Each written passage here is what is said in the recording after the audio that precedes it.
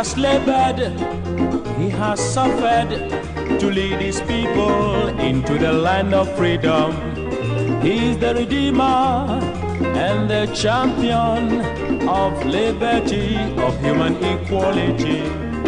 Let's salute him, fellow Ghanaians, the nation's founder, Sergeant Kwame Nkrumah. May God bless him, Ghana showboy, Africa's great son, Sergeant Dr. Nkrumah. And you're live from the studios of Pan-African Television, broadcasting live from Abelenkpe. We are also live on several affiliates across the country, on several platforms. Facebook particularly, we are on Pan-African Television, Pan-African Television, spelled out in full. You can watch us on that platform, as well as if you like internet radio or use any of the radio streaming apps, you can look for Radio Gold 90.5 FM and listen to us, or you can use Ahunto 92.3 FM. Ahunto 92.3 FM is our partner here within the Greater Accra region. We are within the Greater Accra region. You want to listen to us on radio, tune in to 92.3 FM Ahunto. We are also live on Adamfopa Media or in Paris, in France, and we are live on several affiliates across the country, including Global 105.1 FM in Ho. Very important. We are also live in Tamale on Diamond FM. My name is Sena Nombo, and it's my pleasure to welcome you to another edition of the mother of all talk shows, Alhaji and Alhaji, on a Saturday. And of course, we are chopping through the month of July, and we're getting close to August 2020. And once again, the biggest topic for discussion, as always, has been COVID-19. And of course, we'll be talking about the several issues that made the news this week.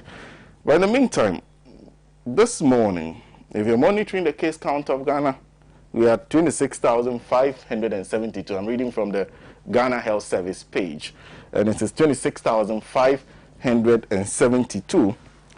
There are 22,915 recoveries or discharge. 22,915. And it also says that active cases are 3,513, while the total number of people who have died from the disease are 144. In fact, 447 new cases were reported this morning. Now, what is happening is that every day you get different types of report. You can get a report twice in a day. Yesterday, over 100 was reported in the morning. By the evening, over 400 was reported. So this may not be the only alert we'll be getting today out of the number of cases that we are recording in Ghana. So it's important, keep to the safety protocols. Of course, that is also one of the issues we'll be discussing. But let me introduce my panel for this morning. Mr. Kwesi Pratt Jr. is a regular panelist on the program. He is managing editor of the Inside newspaper, has proven to be the spine of the show. Sitting right beside him is Ambassador Sam Piale, who is a member of the NDC's 2020 campaign team, and close to him is Mujib Rahman, who is a member of the MPP's communication team, and very close to me is Gabriela Tete, who is a member of the NDC's communication team. And of course, we'll be discussing the call by the unions. It was started by the PTAs, started by individual Ghanaians who started making calls for the government to close schools.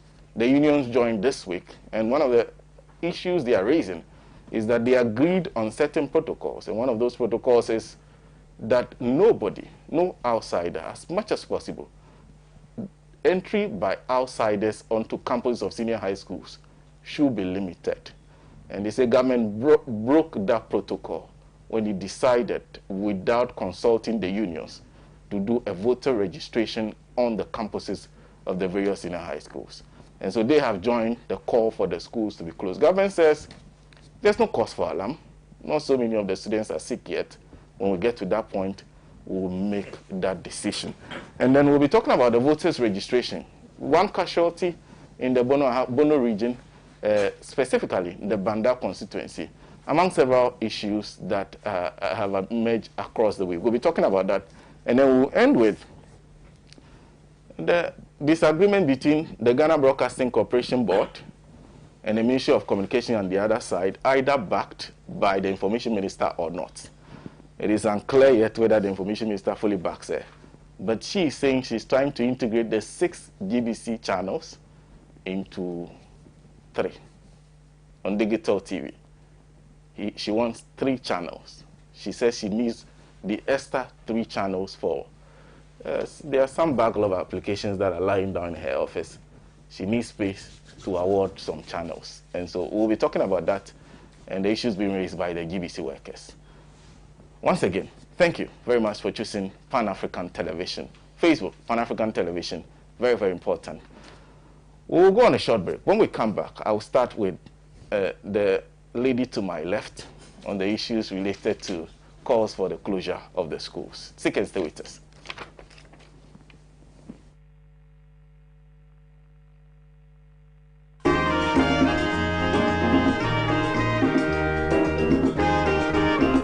Hello, what are you doing Tuesday to Friday, 7:30 to 9 o'clock p.m. every day? You should be watching The Couch. I'll tell you why. On Tuesdays, we talk social issues,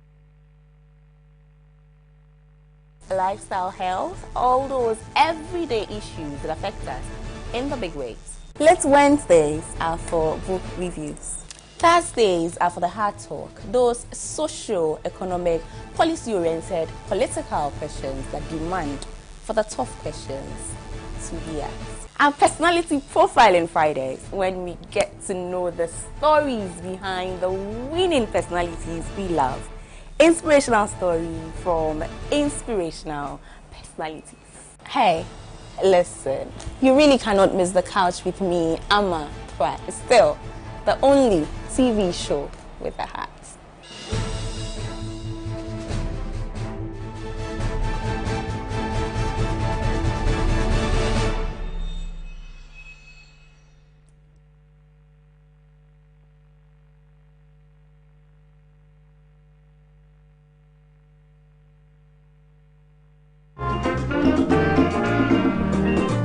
He has labored, he has suffered to lead his people. Welcome back from that break. And of course, it's the mother of all talk shows, Alhaji and Alhaji. Thank you for making time. Very important, share your views with us. My name is Sena Nombo.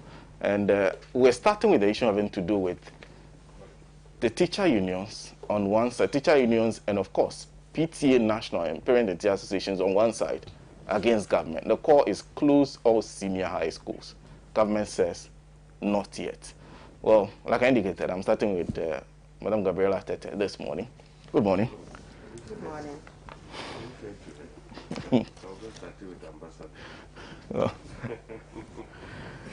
Thank you very much for joining us once again. Good morning to our viewers. I want to say a special good morning to a very good friend of mine who's watching, Ruth Sado. She's our deputy youth organizer. Okay. The closure of the schools. You know, during the last presidential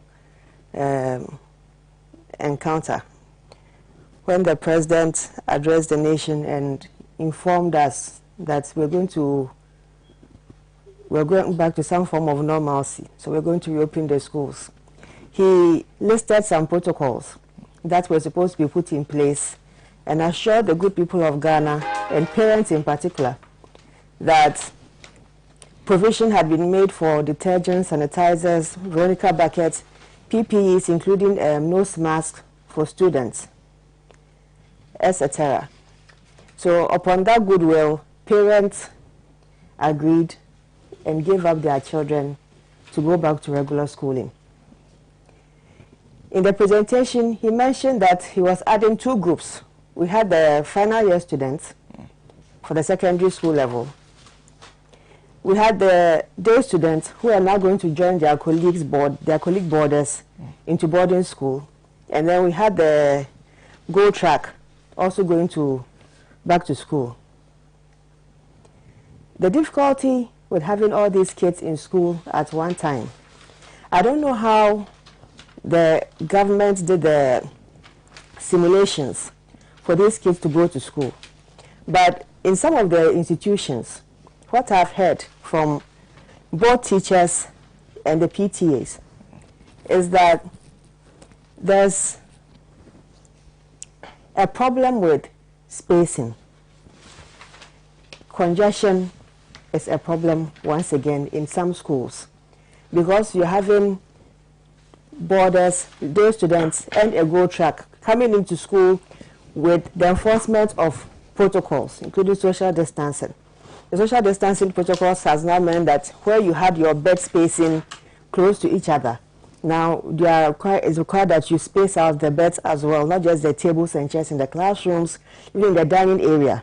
They've had to make all kinds of adjustments going forward. All well and good. However, the problem that the PTAs have is that although they've made some arrangements in the schools, the logistics that were promised by government have all not arrived. So there are some schools who do not have the Veronica buckets promised them. They don't have the sanitizers, the detergents, and the rest. But these students are already in the school. For the teachers and the teacher unions, yesterday, TEU, NAGRAT, NAT, and I think the Concerned Teachers Union also signed a joint petition asking government to close down the schools.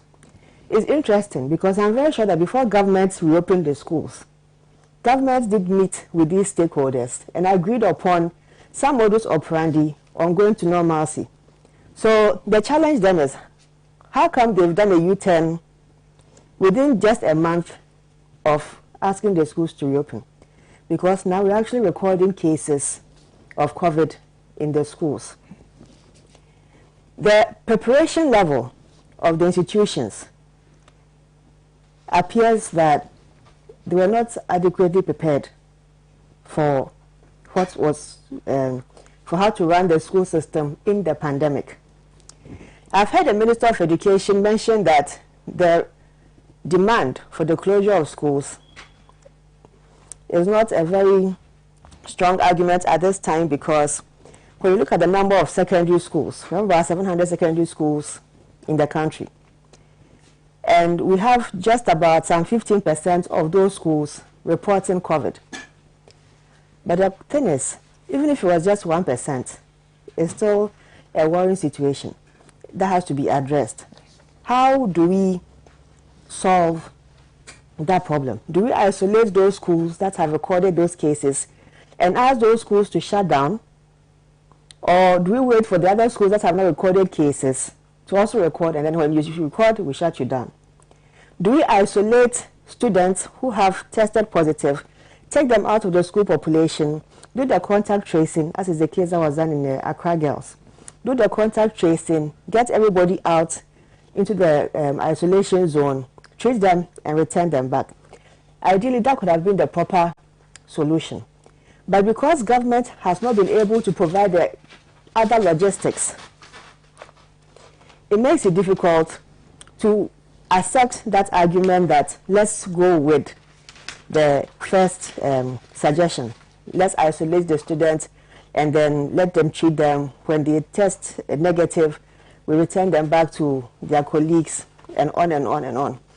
When you look at the case with the Kumasi High, KNUST secondary school, and the young boy who was left to suffer for 3 hours, I asked the question, were the school administrators prepared to have these students back? Because taking that case, for example, knowing very well that we're in a pandemic, and at the moment anybody could test positive, nobody is immune to COVID. We are all at risk equally. So if kids are coming back to school, as the head of the institution and teachers of this institution, does the onus not lie on them to enforce whatever emergency protocols have been put in place to protect these students? Why did they stand aside and watch whilst a young student goes through such pain that it is his colleagues who are bold enough to go and tend to him? Were the school administration and teachers not prepared about what was coming? Why did they leave the students and then rather go and stand aside and look, when the easiest thing for them could have been to call up an ambulance or all those cars that were parked there. Find out who owns those vehicles and let somebody bring a vehicle. So they put the child inside and send the child to the hospital. Is this an isolated case of an administration not prepared, or is it more than just this one case? Is it a case that the GES did not actually prepare the schools adequately, aside wanting to supply them with logistics? What other, that's what I mentioned earlier, about what simulation went on in these schools before you allowed the kids to come in. Now we're at a state where we don't want to go with, had I known, had I known. Listening to the parents, they are worried about the safety of their children. Listening to the teachers, they are worried about their own safety. Listening to the government, they are not worried. They say it's normal. All of you deal with it. What do we do? The NDC, our position is that the schools should be closed down, because it's obvious that government, one, has lost control of dealing with the virus at the national level. Not even talk about going into the schools and allowing the other classes to also come on board. If you do not have each school having its own COVID prevention protocols and owning those protocols, what happened at Kumasi High is going to happen. What happened at Accra Girls is going to happen. Just yesterday or 2 days ago, I heard that there was another death of a young girl, but hers was smoke inhalation. So it's not just about COVID and how we treat students. It's also about the general safety of students in the schools. The school that I attended years ago, and I'm very sure they still have this there, we had our own school clinic, sort of, which was manned by a nurse. And we had our own small ward on the campus. But that is more of a privileged school. You may go to some schools and they will not have those on-board in-house nurses and all that. I know that the government assigned each school to a health facility. So how is that arrangement working? When a student is tested positive or is suspected to test positive, does the call go to the health institution for them to bring people over and to look at the symptoms of the student and take the child away? Or does it go straight into the school's isolation? And who's manning these school isolations? I think that we should not complicate matters. The lives of these children matters to their parents. It matters to us as a country. And moving forward, although we wish that we all get back to normalcy, the government obviously is ill-prepared in the reopening of schools, and it has left this whole thing arrangement to, it's become like a social experiment for them. Have them there, whatever the cases are, we will learn as we move along and develop the protocols as we move along, and then we will let the other year groups also come and join and gradually integrate everybody. But we're in a pandemic, so that is not normal occurrence for us at the moment. There's no need for us to rush and force young kids into a system where they cannot be protected. And we ourselves have not prepared very well to protect them. Because if government had done what they were supposed to do prior to schools reopening, these logistics should have been delivered long ago. Who is not delivering them to the schools? Yesterday I heard a gentleman on City FM that he was presenting a paper that he had done some research on preparation of schools against COVID. And they found out that about 75% of the schools had received their logistics. What about the 25%? They've been open about over 3 weeks now. So where's the remaining 25%? According to them, this research findings, the students will prefer to sit in school and then write their exams because they want to finish the academic year. And I will say that this particular year group of Akufo-Addo graduates. The kind of stress we've subjected these young children to, sometimes it's mind-boggling. Just to prove a political point, the free SHS was a success. And we've allowed them to run like guinea pigs, using them for useless experiments. Now, yesterday, I also heard about the death of another young guy, a young boy also, whose case was also suspected to be COVID. They rushed him to the hospital, but he couldn't make it. It all gives evidence and speaks to the ill-preparedness of the school administration, the GES, and the government in addressing this issue. I think that we should go back to the drawing table. If we are not ready to grab the bull by the horn and solve this problem, for the sake of these kids, let's just close down the schools and let the kids go back to their families. I'm done. Thank you. Thank you very much for laying a wonderful foundation for that discussion. But if you just join us, the mother of all talk shows, Alhaji and Alhaji, let me just read a couple of messages. And this one, okay, this one is from Dennis Yakwete, who says, in the face of the COVID-19 and the call by some to close down schools, in the interim, which I think is the right thing to do, I've heard some others say that it is not wise to close down our schools and send the students back home just because some schools have recorded increased number of COVID-19 virus, and that home is not even safe for our students. So I ask, if the students are done with the exams eventually, would they remain in the schools or they would go back home anyway? Please help me fix my confusion. Eric Okusefani is saying, has Ghana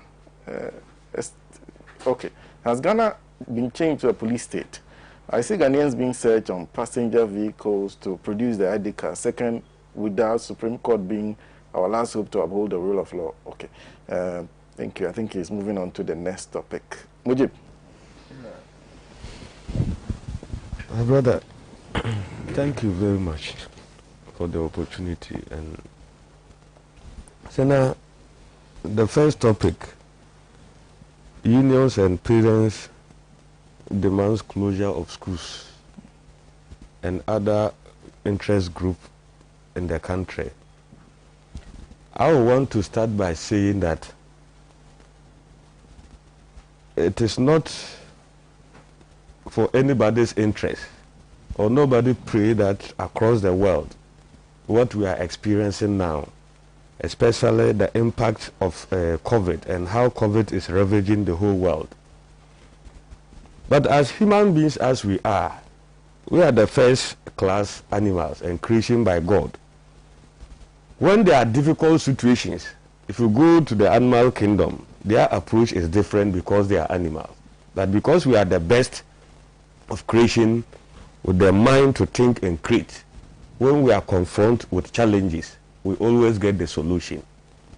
So now, we, as a country, we might not be equal to other countries across the world in terms of their economic power, in terms of the structure of their politics or the political structure in that country, and in terms of their political economy. But be as it may, we can't be sleeping on the job. We as a people have to always find a way when we are confronted with challenges. Remember, I want to refer you to the first president of the Republic of Ghana, Osajifo Dr. Kwame Nkrumah, was a complete believer of we can do it. And indeed, Ghana, we have been the champion of many other things that I can give examples. It was not by mistake that we were the first country in the sub-Saharan to gain independence in 1957. So why can't we do? So, but you see, people who want to pick and choose, depending on where they are and how convenient it will suit them. So now, we were hit with, we are hit with pandemic, COVID, and government is trying and putting every measure in place to save life of the people of Ghana. To the extent that one of the critical decisions that was taken by government was to close schools. And the idea was that when you congregate, when there's crowd, that the virus spread. And as you know, schools are congestion places. especially in boarding schools and other schools. So government saw it prudent to close schools and save the life of the children. Not only that, put pragmatic measures in place to contain the situation. In this case, we were home for a period of time. Then we came to a point and realized that no, we are not the only country. Other countries have also struggled in the same fate, but they are trying to take other decisions. But we are not copying them. But as a people, what do we do? What are the measures that we can also put in place? As much as we are trying to save lives, but at least at some of these important critical activities will be going on. For instance, education. Then at a point, government engage stakeholders in discussion for a roadmap to opening schools. The teacher unions that you have mentioned, the civil society, parents, management of our education were all involved, and critical decisions were taken and schools reopened. So now I will not sit here and say to myself and my viewers that I was 100% sure that as schools are being reopened, students will not get infected. No. But the ability to test and get those people and manage them and get them back to school is critical. And how do you prevent the student not contracting the virus? That is where government provided PPEs and admonished the teachers and the students themselves to religiously adhere to these protocols. So far, that is what we've been advised to do. When you religiously adhere to these protocols, you have 70% or more that you may not contract the virus. It is true that some schools complain that they did not receive the PPEs at the time. I watched Joy FM carried a documentary on some school in the northern region, and quickly there were a response, and these PPEs were provided. That is how sometimes it could be a systematic problem. Maybe these things were being sent, maybe being locked at the Regional Education Directorate, maybe to be distributed to the District Directorate, onward distribution to the schools. All these things, you know, our bureaucratic programs, procedures we have in this country. But I think that let's be very sincere with ourselves, Sena. Another point is that if we have a school of about 700 students or 1,000 students, and maybe, unfortunately, maybe 6 of them have been infected, it doesn't qualify. It doesn't necessarily mean that because 6 of them have been infected, you have to close down the school. You test, because you get to know that they are infected because you are doing the testing. And when you get them, you isolate them, you treat them, and still try to do contact tracing. And that is exactly, even before school reopened, this was what has been government strategy in containing the situation. And that is what is happening. But you see, to continue playing the alarm bell, I call them the alarmists, and trying to draw every person's mind on that scores, that whose interest will it be? To send students to school to go and die. That is unthinkable. That is not the way to go. And that is not the Ghanaian culture. And that is not the way to build Ghana. Madam, I will not take your child to school and want your child to die. Why? What will we gain? What will government gain in trying to put this innocent kid's life at risk? That is not possible. That is not possible. So sometimes I felt that we have to approach some of this issue on a broader scale and being nationalistic than being that partisan and trying to. So yesterday I was discussing with an NDC friend who we have been friends for long.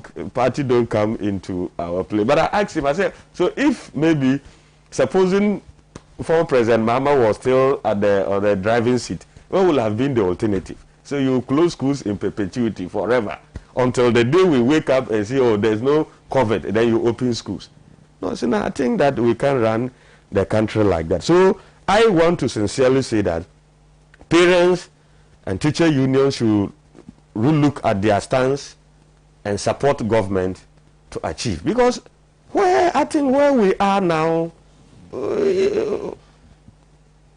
I don't think we have to close the schools. No, I think the situation, we can manage it, and government is indeed managing it. You raise a concern. And yesterday I read an article, a statement by the Minister of Health. When investigation is carried out, one of the issues that is bringing this is congestion in some of the schools. And they are taking steps to decongest those particular schools that are congested because of maybe infrastructure. To the extent that they can even send some of the students to other schools that has more space to contain them. It is very important. And so now, saying after their exams, students will go back home. But closing the schools means that government indeed is not doing anything. And that is not the issue. You did admit that some schools have gotten PPEs. Majority, more of the schools have gotten PPEs.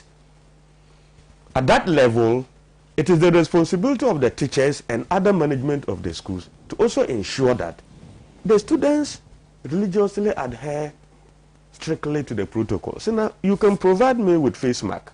You can provide me with a hand sanitizer. But when I leave Pan-Africa, you are not there. So whether I use it or not, you don't know. So at that level, it is my responsibility to also understand that it is very important I use face mask, nose mask. And it is very important I sanitize my hands. It is very important I wash my hands with soap and running water.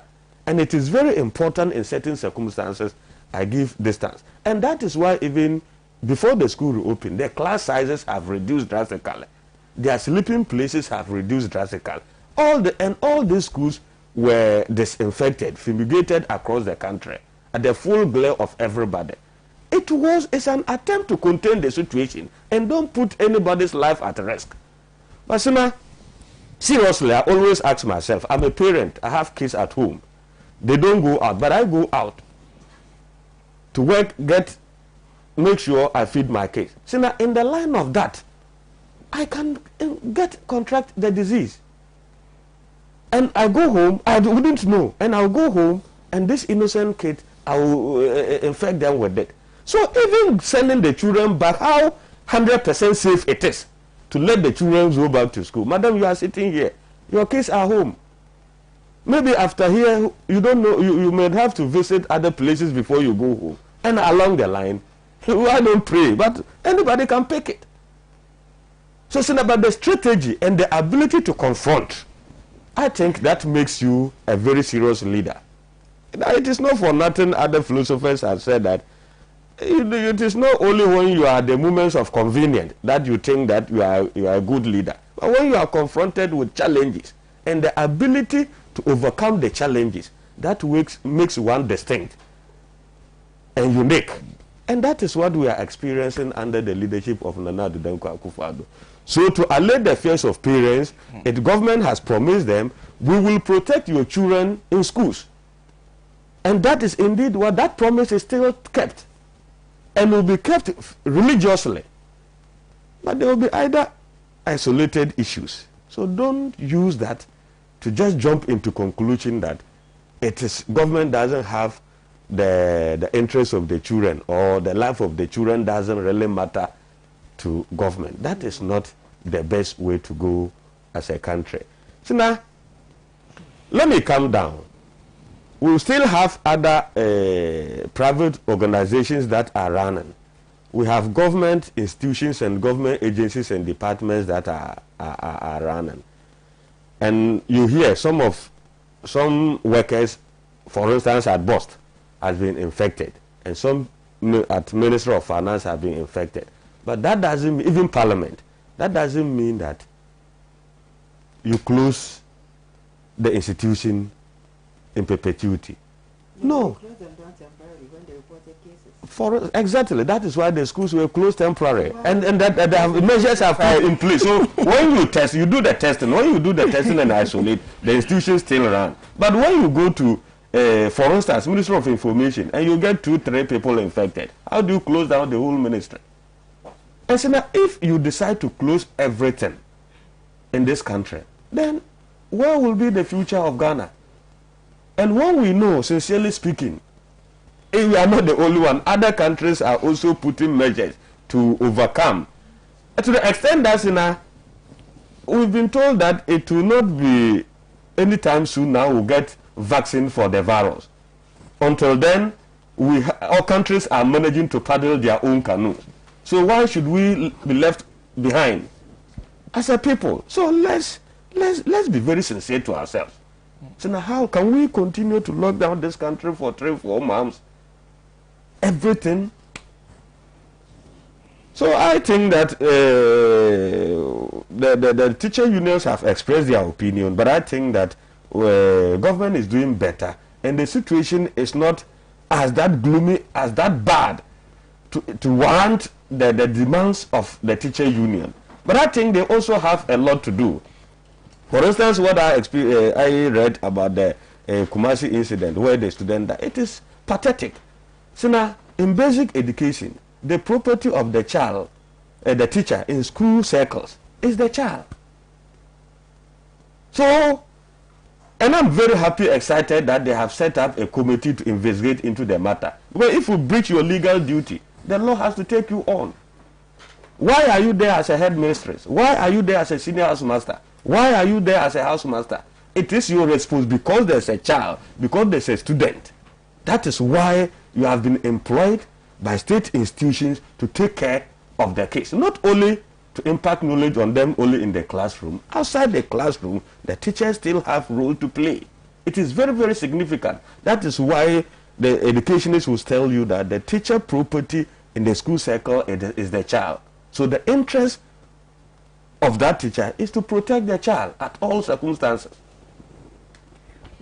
So now, I think that as everybody is saying, COVID doesn't know NDC, doesn't know MPP. It is true that we keep saying that people who want to achieve by scoring political points. And I have been listening to international, it is not only Ghana. Joe Biden is hitting President Trump's leftover because of the way he's handling COVID. But I doubt if Joe Biden was the president today, how will he have handled the situation in America? Probably, maybe, the attitude of the people also is very significant. So that not until in recent times we lamented here in this very studio that our people were not adhering strictly to the protocol. You go to chop bars where they sell fufu, you see people coming to buy without face masks. They don't even wash their hands. But thank God there are laws now. If you don't observe and you are caught, the law will take its course. It is very important. If you listen, watch other areas now, the military have been deployed outside to enforce the laws and let people adhere to the protocols. It's all about to prevent people's life. So Sena, you can't tell me right from the beginning when we recorded 2 cases that the critical but necessary decisions that are taken by government, it is not for protection of people's life. It will be fair to the current management of our country and the leadership of our country. It is not fair. So let's be sincere. We may want to do A and people are doing B. The B also intention is to achieve that goal. So it is very significant. So I am of those positions that it is not, schools should not be closed. Schools should not be closed. And I think that I am for those people. And I think that we aren't doing bad as a country. And promise me, government is in control of issues. Okay. Mujib, thank you very much. Edward Amanfo is joining us. Before I come to Ambassador Sampiale, Edward Amanfo is joining us on Facebook. And so, Sena, please, kindly ask me. Okay, I have lost that feed, by the way. You're watching a mother of all talk shows, Alhaji And Alhaji. Ambassador Sampiale is next on the issue of the closure, calls for the closure of the schools. Government says not yet. Ambassador. I don't have some. No. Oh, okay. Just to put it on record that I am not here representing the NDC campaign team. Okay. I've been on this program several years, and I come in my own steam. No, but my views are personal, just as happened over the years. Sena, my view on this situation is that we have a failed leadership with failed and unplanned program for this pandemic. All true. Sena, we have said several times on this program that if we had taken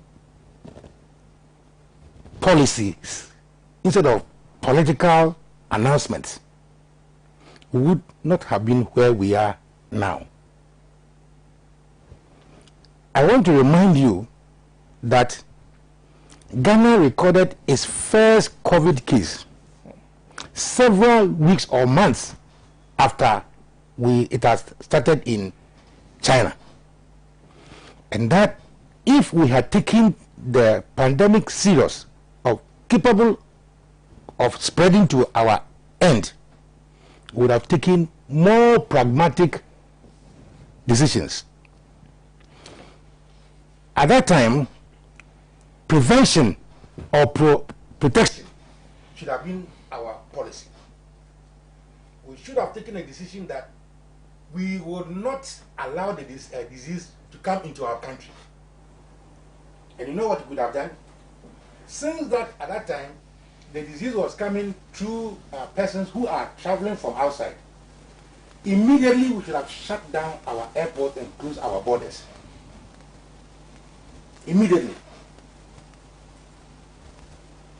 We were confronted with the fact that even though our president was not healthy enough to travel, we sent our president out of this country to Norway. This fact should not be lost on anybody, because when the president was reading his State of the Nation address, he himself complained that he was not feeling well, and that he was having this runny nose and others. It was very vivid on the television, we all saw it. So if the president had good managers, he would have advised him that, sir, going into the cold countries or the Norwegian regions was not the best for you, especially that you are over 50 years. These are all factors you take into consideration when you are managing a president. To date, I have not been convinced about the necessity of the president traveling to Norway at that time of the year and in the state of his health. Lo and behold, the first case of the COVID was not because somebody from New Takrady had contracted the disease and was spreading. The first case of the disease was that one of the persons that was in the entourage of the president had contracted the disease. That was the Norwegian ambassador. And the protocol is that when you get somebody who has contracted the disease, every person who has seen him within the last 14 days is a suspect. And that person should be also dealt with. That is the essence of the contact tracing. Did we do any contact tracing of the persons who were seen? Even we had evidence of pictures of the Norwegian ambassador standing 1, 2, 3, 4, fourth place from the president. At that time, we dreaded the idea of saying that the president should be isolated or quarantined. We spoke about it.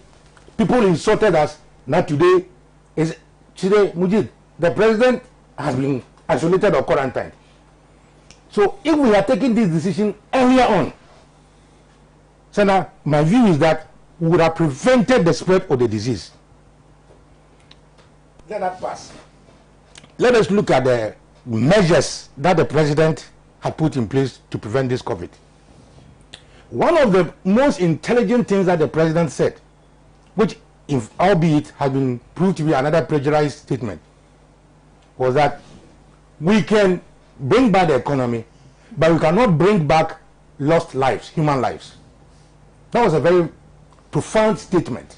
So that was so good for the government that they spread about 600 billboards across the country with a big picture of the president, the small statement.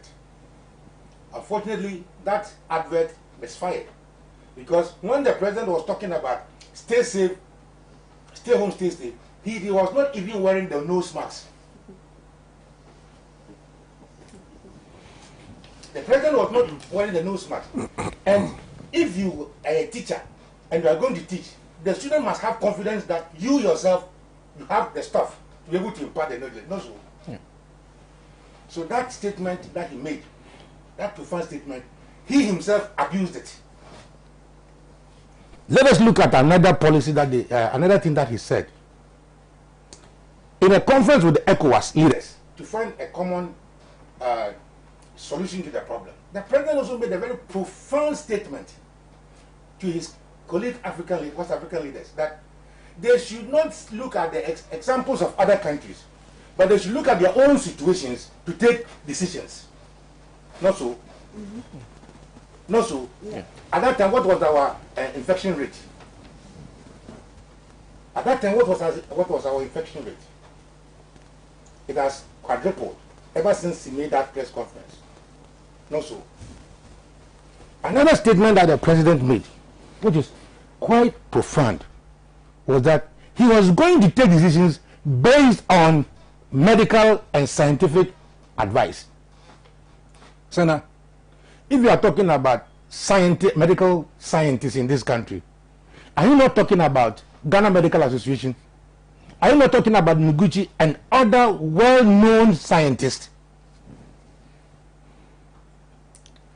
When somebody like Professor Kosa speaks on health in this country, he must be taken serious. Not so. When somebody like Dr. Jiwapia speaks on health, he must be taken seriously because he knows what he's about. And especially so when persons who have managed some pandemics in the world and pandemics in this country talk, they must be taken serious.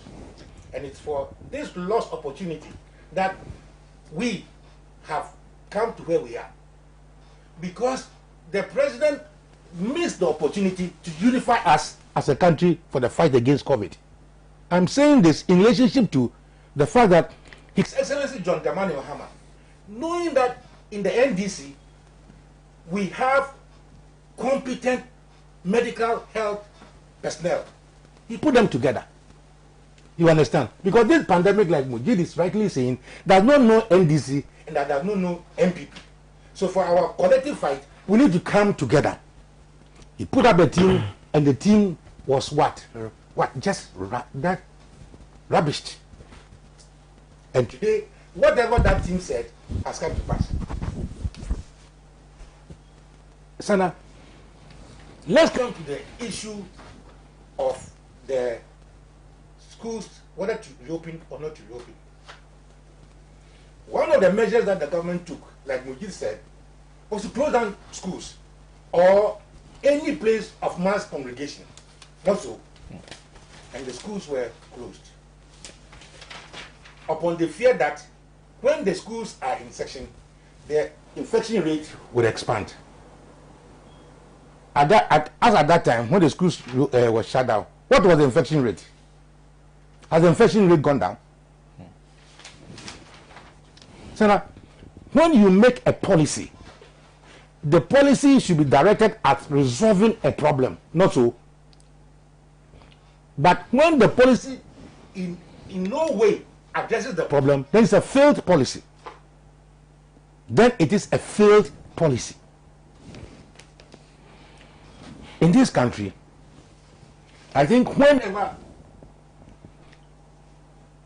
a politician, government official is at his wit's end, the only argument left with him is that some people are doing politics. Some people are doing politics. Would as the opposition, read our role in the constitution. It is our role to give alternative policies to the correct government, isn't it? So when the opposition is talking, it's not just talking because you want to score cheap politics or cheap points. Otherwise, in the history of this country, MPP, the PFP, and other parties would be the chief propagandists in this country, because throughout everything that state governments have done had received massive condemnations from them, from Kwame Nkrumah's Akosumbu all the way to this time.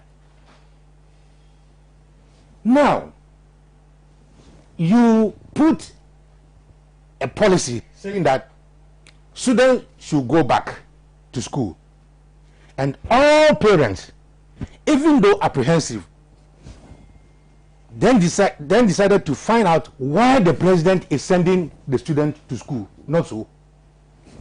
And if the decision had been, I want them to go to school to prepare for their exams, you know, that on its face would be a good reason for students going to school.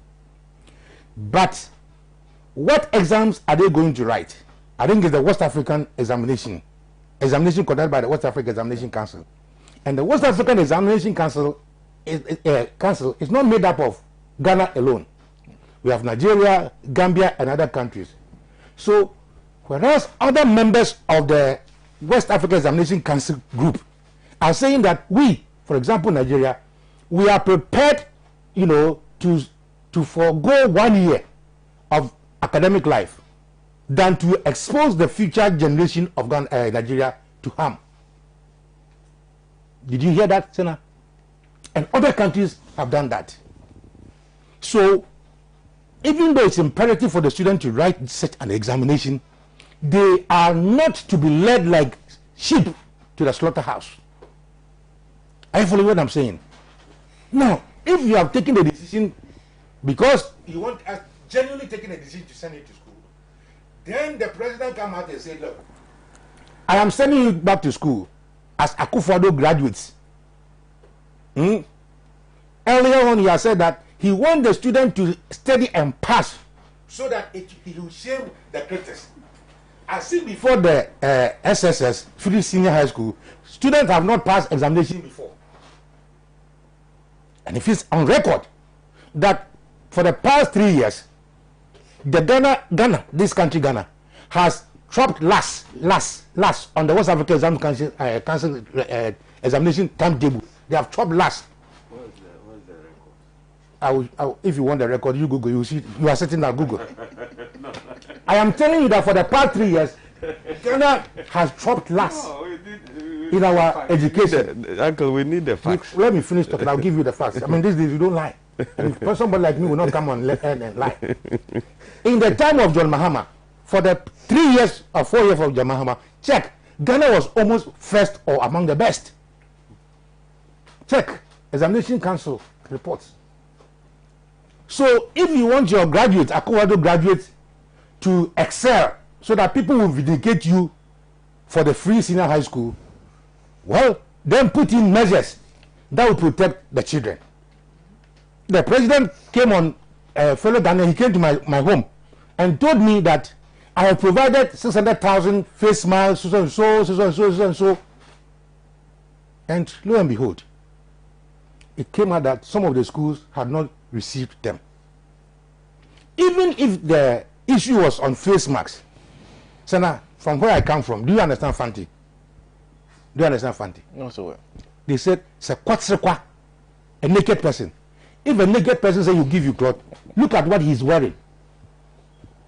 The person who is telling me to go back to school because he has put protocols, he has put whatever. The minister for education himself had contracted the COVID.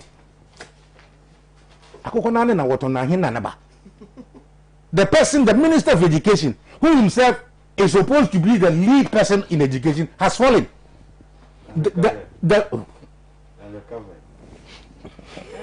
That they say he has recovered.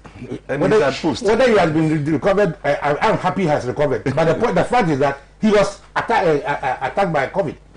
I'm not happy with that. But the point is that, Sena, if gold rust, what will iron do? the person who is supposed to be the minister with all the protocols on his fingertip, giving instructions, the general on the field, if he himself had been hit by the gun, how could he give instructions? The president himself, the commander-in-chief, who is giving such instructions, has also gone missing. He's not missing. He's missing because it's not. He's in isolation. He's not coming to my room again on Sundays. Follow the names again. You see, what I want to say is that leadership is so important. Leadership is so crucial that if leadership fails, everything else fails. And in pandemic, when the situation becomes you put your own life in your own hands, then the system has failed. Because in pandemic, that is where we need the leadership taking control. That is why we call him Commander-in-Chief of the Ghana Armed Forces. That is when we are in war, he takes control in his war office, right and direct. But if he goes hide it and tell the soldiers, you are going to war, but your life is in your own hand, what motivation does he give to the soldiers? Gabriel, my daughter made a very important point. When you are putting students to this pandemic, there should be simulated protocols. You stimulate teachers. When somebody falls sick, number 1, do this. Number 2, do this. Number 3, do this. Then the government is said to be having a plan and a program. Not so, Sena. Yeah. So you have a situation where a child is dying. The teachers are afraid to touch the child. And you say, oh, no many children have died, so we can open the school. If it was your No, Uncle, no. Yes. But there's more the teachers can do. Why will you be looking on? I think you so made why that were they point. looking on? Well, that is the point. That is why they have to be investigated. Even for anything, even if you can't you call an ambulance, you don't have a car on campus. But you tell them to go to. Oh man, man. It's their responsibility at that time. Because the schools are very close and the pandemic has not gone. Finally, Sena, this issue of government always trying to say that the NDC is playing mischief, it's better they stop. It's better they stop. No NDC person, no one single NDC person have been bold enough to make such reckless statement as what was made by the president when we had Ebola. Have you heard anybody like that? Did you hear what the president said when the Ebola was threatening? That Ghanaians should blame John Mahama if anybody should contract Ebola. Because at that time, Mahama has said that they want to protect West Africa. Because if something happened in Cote d'Ivoire, likelihood is that it will come here.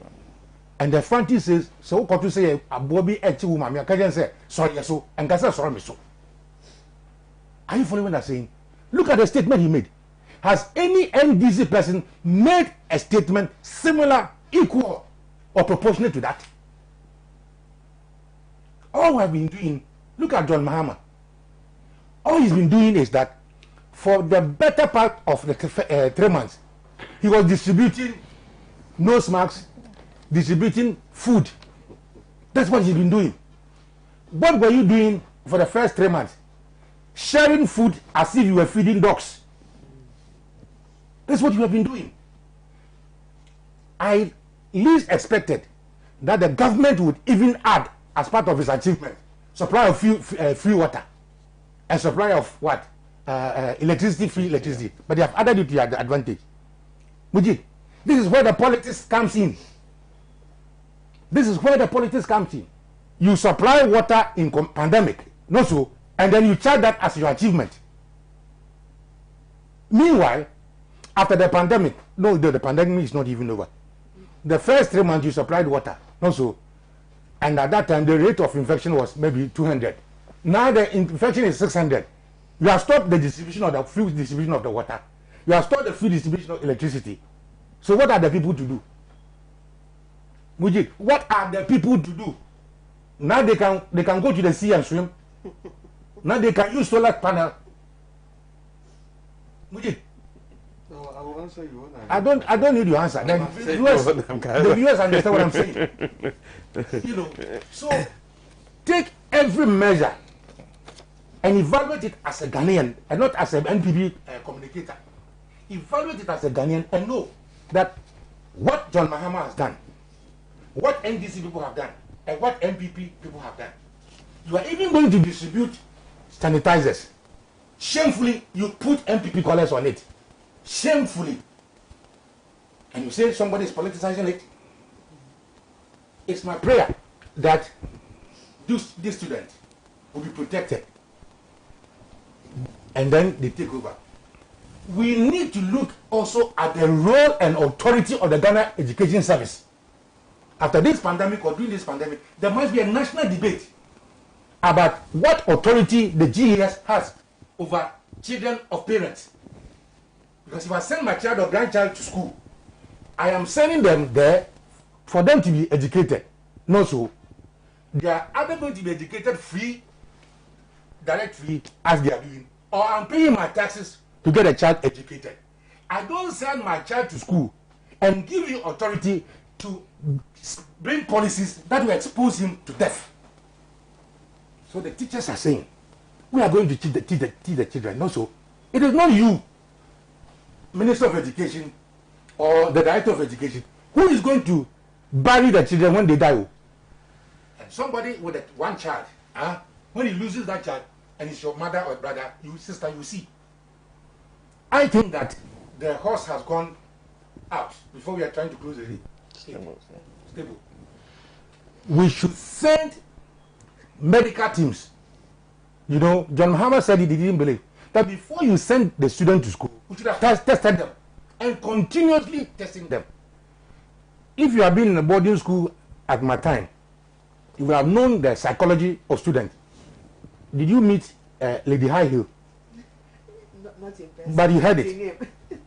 Did you hear that? There were times when, see, there will be rumor, just rumor, that in the night, students will hear high heels. Crack, crack, crack, crack. And that was enough for some students to fail because they were so scared to go to studies. So if one student was in the school and the student knew that he had COVID, all of them will have the Lady High Heel effect. So please, if we cannot close the schools, make sure that we send them enough medical attention. But of course, 200 of the doctors will send them are sick. Thank you very much. Well, thank you very much, Ambassador Sampiale. And of course, the master is one of the issues that the teacher unions have also been raising. That was one of the proposals they made initially. The government said it couldn't do because it didn't have the resources. Would the DJ say in politics in Ghana for those who think it's for those who think they are good liars? Habib Bantu says good morning to us and says, why should parents sit aloof and just demand government to close down schools instead of the other way around? Whether COVID-19 will kill our kids in schools. Okay, it says the president that all he cares about is to win December election and for kids to register and vote for him. But God knows best. But Sena, are you a Ghanaian? Is President Akufo-Addo and President John Mahama Ghanaians? Is the Supreme Court judges Ghanaians? So what shows that one is a citizen of a country? He says aliens compliance order is back. This is serious. I am confused. Where can we go for redress? Alfred Manson says, Mr. MPP man, did you advocate for Black Lives Matter? I'm not sure your child is in the secondary school. Stop defending the indefensible. Habib Bantu says, Mujib, it's right for President Akufo-Addo to go to isolation. But our future leaders are precious kids to be in school in the midst of COVID-19. Kingdom Kaleshi Kwesi Dachomo says, what kind of thinking and logic is this? Coronavirus is so dangerous that Akufo-Addo and families have gone into self-isolation. Suspended cabinet meetings just to protect himself, his family and cabinet, but he insists that school's environment is safe, coronavirus and that is safe against coronavirus, and that our children should stay in school. Why can't they still continue cabinet meeting? Finance minister still continue. Open other institutions which are closed because of COVID-19 pandemic. Still continue. Open, but closed. Can you imagine the psychological impact or effects on these children and their families? What you like from Sugar Kope? Mr. Pratt. Well, I think it's important for us to recognize that this whole discussion about the reopening and closure of schools has been largely instigated by the monumental failure of our authorities to curb the spread of the COVID-19 disease. Indeed, as we speak now, our Ministry of Finance, which is the nerve center of everything finance in our country, has been shut down. As we speak, BOST is shut down. As we speak, the Cocoa Marketing Board, which deals with the lifeblood of the economy, has also been shut down. And many, many other state institutions have been shut down. That's the clearest indication of our failure to deal with COVID-19. As we speak, the Infectious Disease Center, African Infectious Disease Center, rates Ghana as being one of the 5 worst hit cases in Africa. 1 of 5 in the whole of Africa. If this is not failure, what can be failure? You know, we are discussing the closure of schools now, the reopening of schools, at a time when all of our leaders are in hiding, when all of our leaders are taking measures to prevent themselves from catching the virus. The president is in isolation. Finance minister is in isolation. Face-to-face cabinet meetings have been suspended. How many people are in the cabinet?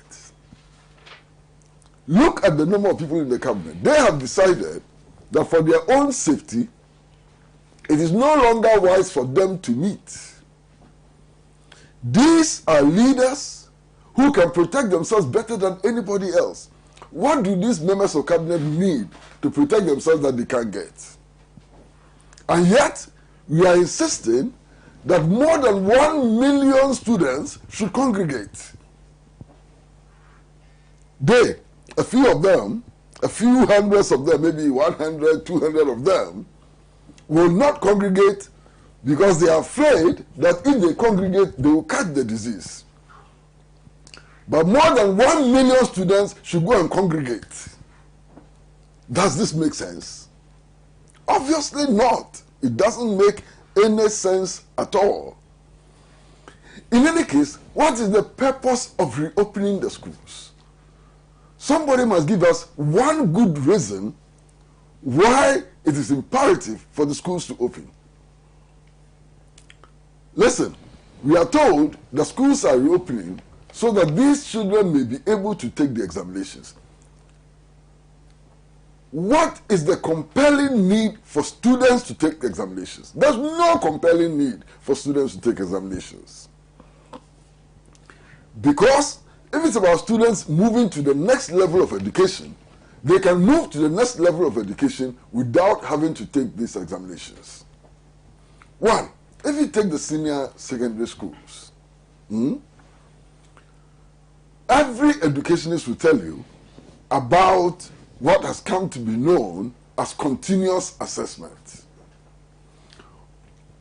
All of these students have been writing examinations throughout their lives. Okay?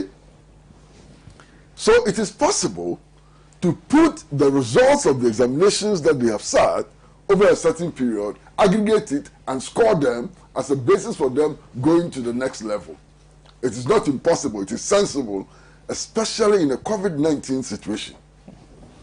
Even if you fail to do continuous assessment, if you decide not to do continuous assessment, what prevents the universities at the appropriate time to organize entrance examinations for these students?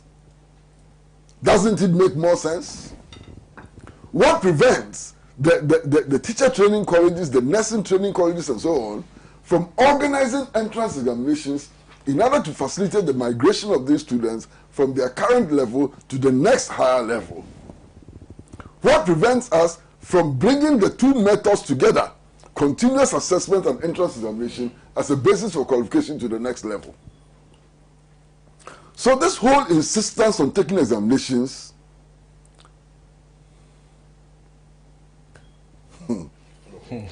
this whole insistence on students taking examinations simply doesn't make sense.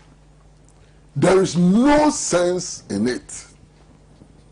Now listen,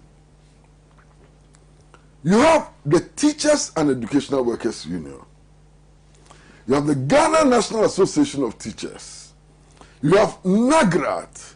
You have the Association of Concerned Teachers. 4 principal teaching organizations coming together to demand the closure of the schools. Who knows the situation in the schools better than these 4 organizations?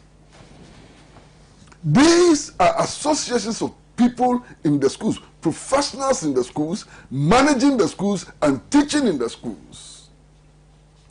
Now they have come together to tell us that we should close the schools again. They must have seen something which government is refusing to see. And what is it that they have seen which government is not seeing? Now, if you read their joint statement, the emphasis is on the fact that what is needed on the various campuses to prevent the spread of the disease is simply not available. These 4 organizations are claiming that the PPEs are not there. There are schools without sanitizers, there are schools without face masks, there are schools without Veronica buckets, and so on. And indeed, they are insisting that the lives of teachers and students is at risk. Yesterday, I had the privilege of being on the same platform with the Director General of the Ghana Education Service. And he admits, he says, yes, it is true. Some schools did not get the PPEs and so on, but it is not a fault of government. Does it matter whether it is the fault of government or not? The issue is not whether or not government is at fault. The issue is that we are exposing these innocent children to risk which could lead to their death. That is the issue. Whether government is right or not is not the issue here. You are putting children in an environment in which they can contract this virus, in which the contraction of this virus can lead to their death. That is the issue. Now, the Director General of the Ghana Education Service explains in this very, very interesting explanation that in the case of the hand sanitizers, they were packed in boxes. And that when some schools opened the boxes, they found that some of the bottles were empty. And the calculation had been that every box would contain so much. But when they opened the boxes and found that some of the boxes were empty, it was not sufficient to go around everybody. So who checked the boxes before they were sent to the schools? Who checked the boxes before they were sent to the schools? We are told that in one school, and this is not me, this is the Director General of the Ghana Education Service saying that in one school, after they had distributed the face masks and all to the students, they were left with only 3. 3. After the students had them. 3. Teachers didn't have them. The people in the municipals didn't have them. The drivers of the school didn't have them and so on. What situation is this? So, how do we explain this? That we sent insufficient PPEs to the schools. So, the Ghana National Association of Teachers, the Teachers and Educational Workers Union, NAGRAT, and the Association of Concerned Teachers are right. They have been vindicated. These measures were not put in place in order to assure then the teachers, the workers of the institutions, and students of their safety. There's another issue. You know, who says that government can take children away from parents and put the children where they want? Why? Have we started developing concentration camps in Ghana? I am a parent, I have children. I take them to a school based on understanding that I expect a certain level of care. If that care is not available, I have a right and a duty to take my child out of the school. Look at what happened to the Accra girls. Parents being molested by security forces because they were demanding that they get their children back. Who has the right to prevent parents from taking their children out of school? If I had children at the age where they would be in senior high schools and so on, I would rather keep them at home for 1 year than rush them through this process of acquiring certificates and kill them. Because after 1 year, even after 5 years, they can still go back and take their examinations. When they contract COVID and die, you cannot restore their lives, and the president knows that. Indeed, it was the president who told us that his government can restore the economy, but cannot restore lives. Parents also know that they can create conditions for their children to take the examinations 5 years later. But 5 years later, they cannot revive the dead children. The parents are keenly aware, of that. Now, what we have is a situation in which, through negligence, through the implementation of reckless policies and so on, we are worsening the situation with regard to the battle against the pandemic and making it impossible even for us to act sensibly. You understand? Look, we are told that the number of infections is only about 140 or so, thereabout. And that 140 is not alarming. Then I go back to March, and I check the figure of infection throughout the country, necessitating the imposition of a lockdown. Go and check the figures. Now we are saying that out of 1 million children in schools, if 104 get it, or 140 get it, it should not create panic. Why did the government create panic when out of 30 million people, only about 200 had it? The government decided to impose a lockdown when out of 30 million people, only about 200 had it.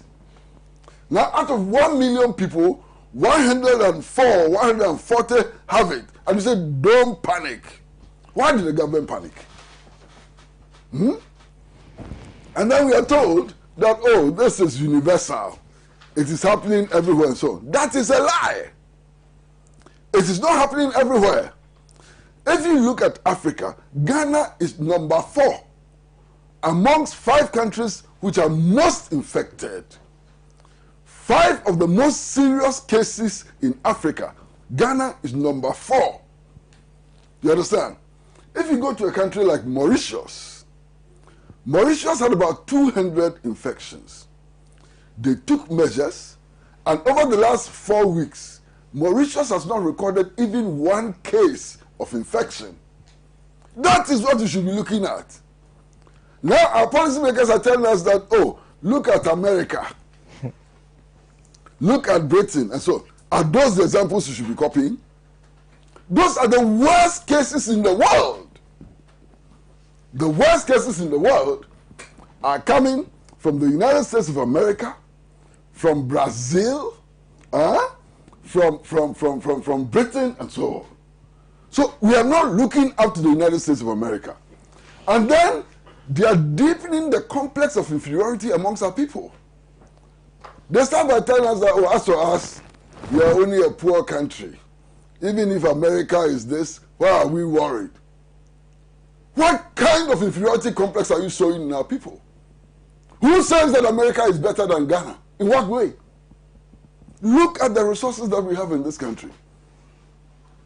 If this country were to take control of its resources and exploit those resources for the benefit of our people and so on, our GDP would be much, much higher than that of the United States, than that of Britain, than that of Germany, and all of the other countries. We continue to suffer because of our neo-colonial state. We continue to be in this situation Because our leaders have allowed these resources to be owned by people from the colonial metropolis. Because our leaders have allowed our resources to be exploited not for the benefit of the Ghanaian people, but for the benefit of the giant corporations and their owners in the colonial metropolis. That is where the problem is. Now, COVID-19, are you not scared? I am scared. We are told that today we have exceeded 26,000 cases. Do you believe that figure? No. How can I believe that figure? And I don't believe that figure from a scientific analysis of the situation. We are not doing mass testing. We are not doing random testing. If you are not doing mass testing and random testing, how do you determine the levels of the spread of the disease? How? How can you decide the level of the spread of the disease when we are not doing mass testing, when we are not doing random testing? So if we were to do random mass testing, where would the figures be? Right now, the only way to tell the true level of the spread of the disease is to look at the official figures they are giving us. Find out how many cases are recorded when 1,000 people are tested. If you find that figure, you can then find out how many people are likely to catch the disease when 30 million people are tested. That will give you the true indication of where we are.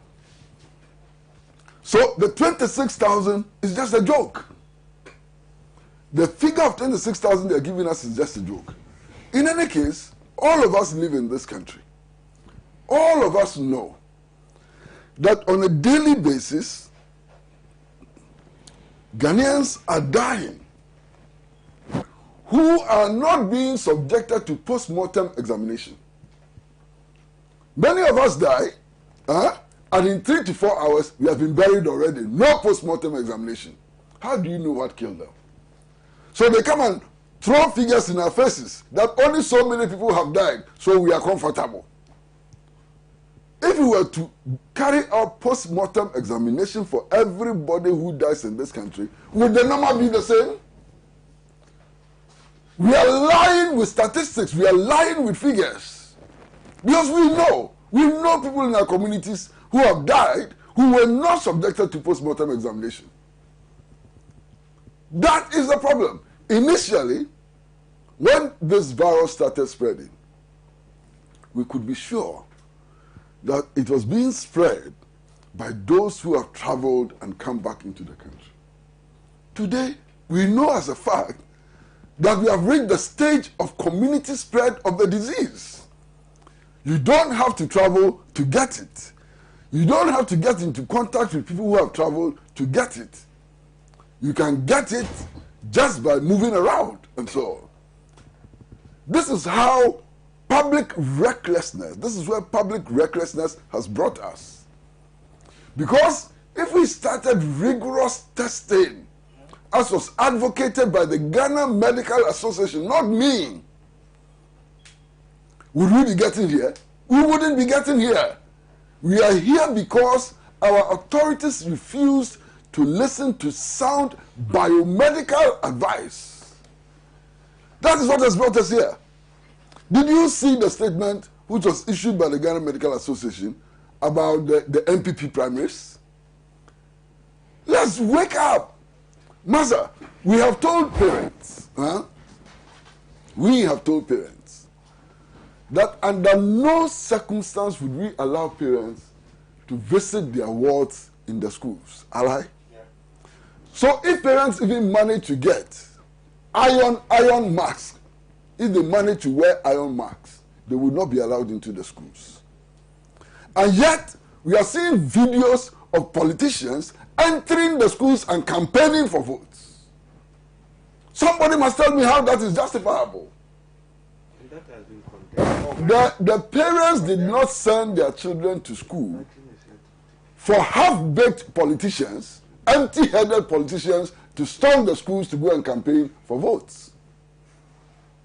So parents have a right to be angry They send their children to go to school based on an assurance that the children will be protected, based on an assurance that they'll be given PPEs, based on an assurance that outsiders, foreigners will not be allowed to enter the schools to contaminate them.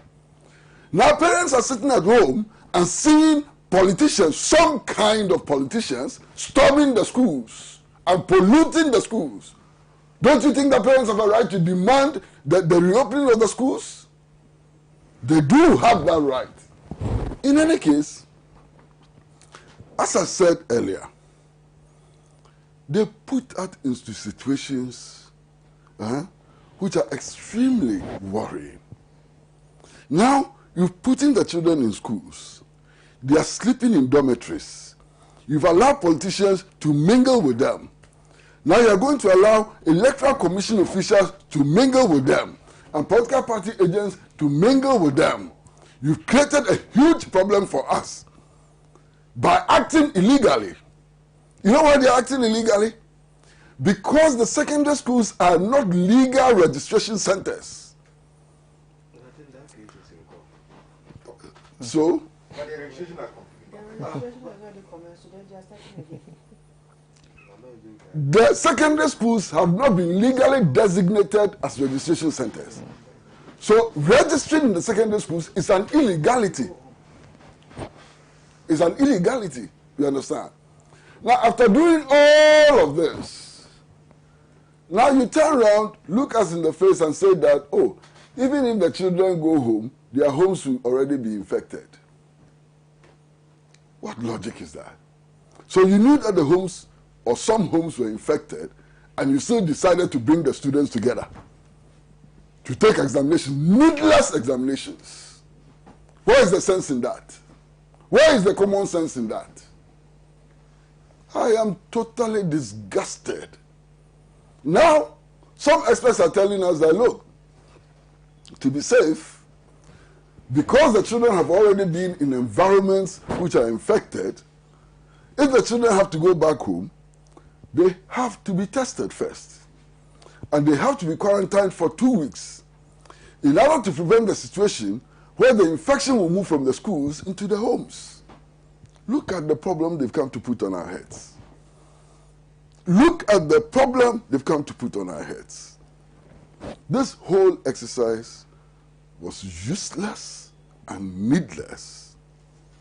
And it's as a result of crass incompetence and demonstrable disregard for the health of our children that this happened. Look around the world. France made a similar mistake before we did. France opened schools. In less than 1 week, the rate of infection in the schools was so huge that France had to close the schools again. Britain, they opened the schools. In less than 2 weeks, the rate of infection was so alarming that they had to close the schools again. You understand? So we should have learned from these examples. We refuse to learn from examples. We were not the first country to try and open schools. Other countries have tried to open schools and they had difficulties. So we should have learned from what had happened in those schools and advised ourselves accordingly. We decided to behave like ostriches, to plant our heads so deep in the sand that we couldn't hear, we couldn't see, and worse than ostriches, we couldn't even feel. That is what has happened to us. Sena, I'm about to leave. I'm traveling. So, if you permit me, I'll make a few comments, just a few comments, on the voter registration exercise and matters arising. One of my greatest worries has to do with violence at the voter registration centers and violence associated with the registration exercise. All the parties were urged to sign some paper declaring an end to vigilantism.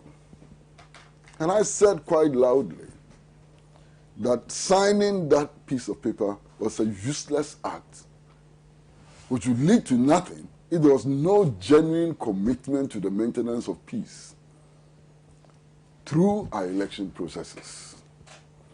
Today, are we not vindicated? How many people are dead? How many people are injured? Why should people be injured and dead simply because they want to write their name to vote in an election? But that's our reality. Our reality is that people are being killed. Our reality is that people are being injured. Our reality is that we are spraying pepper into the eyes of people. What is it that makes somebody leave his house to go to a registration center with a bottle of pepper in his pocket? What is it?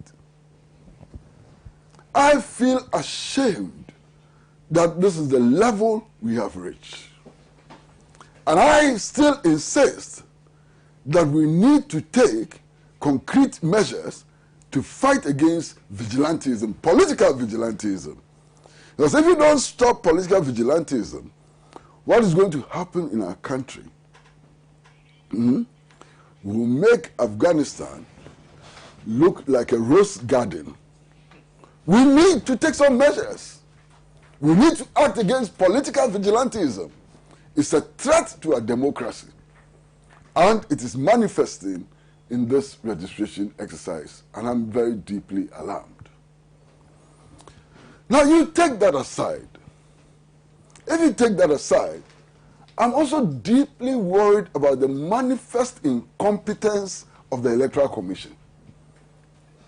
I saw a video of a press conference addressed by some political activists in Ashanti who were saying that the figures that the Electoral Commission was issuing for Ashanti have been hugely inflated. 24 hours later, the Electoral Commission comes and admits that the figures actually were inflated, but says they were errors. Who is going to permit these errors in these times?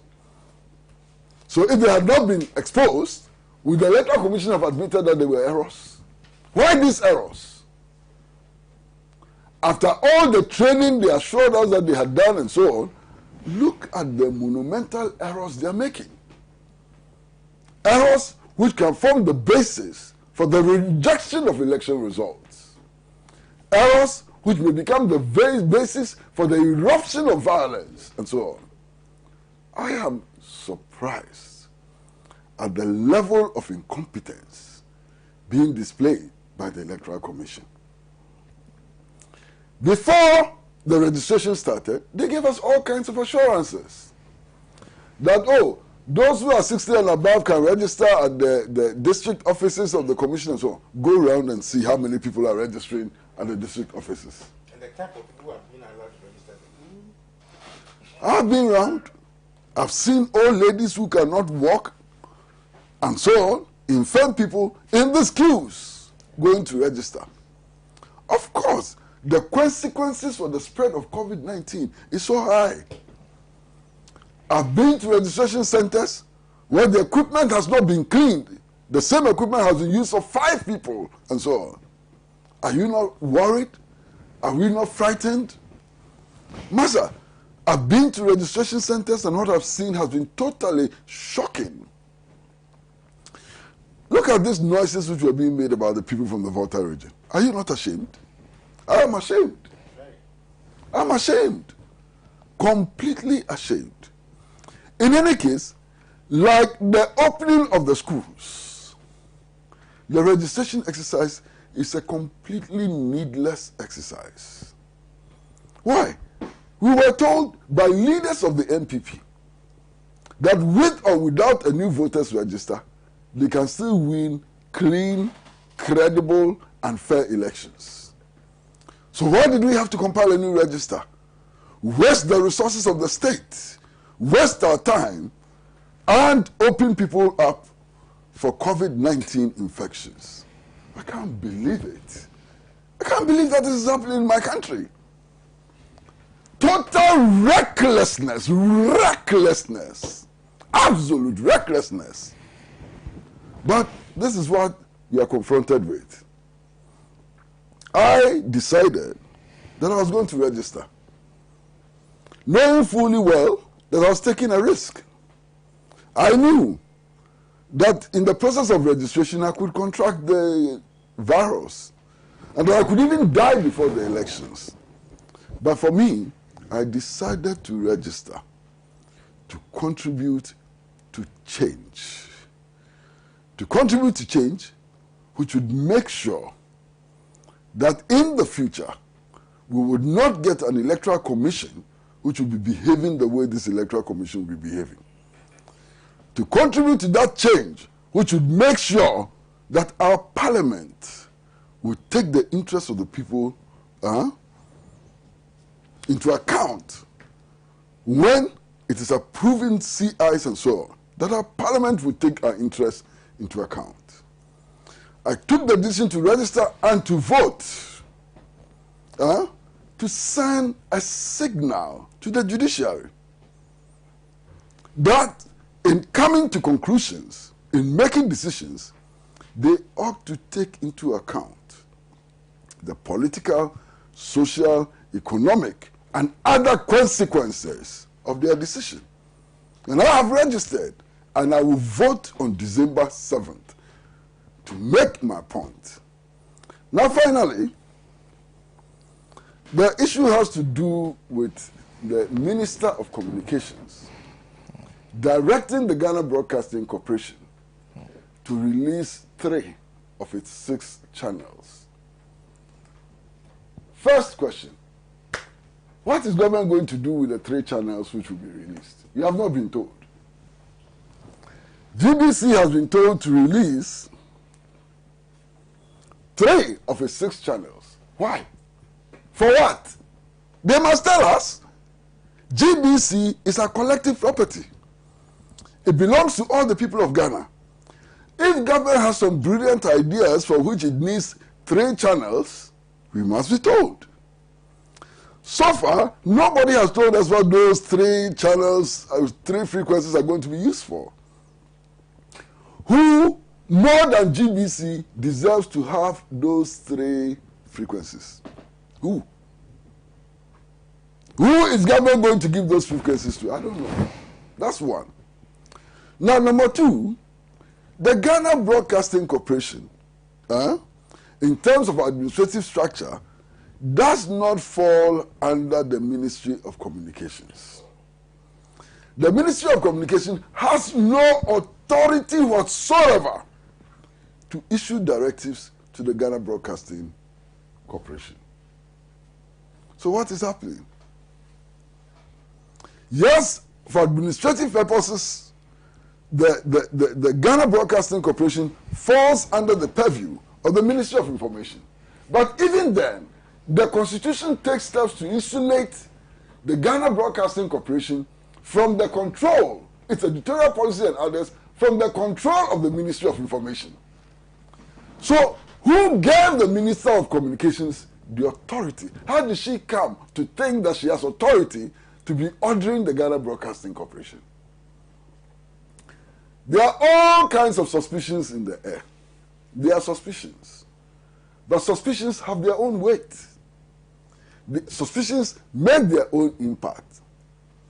The public speculation is that these frequencies are being taken from the Ghana Broadcasting Corporation to be given to establishments that are friendly to the government. That would be a very dangerous situation, given the fact that the government has taken steps to close down some channels that it is unhappy with. It will signal a deliberate attempt to encroach on the right of free expression of the people of Ghana. I am exceedingly happy that the Media Foundation for West Africa has come out very strongly on this matter.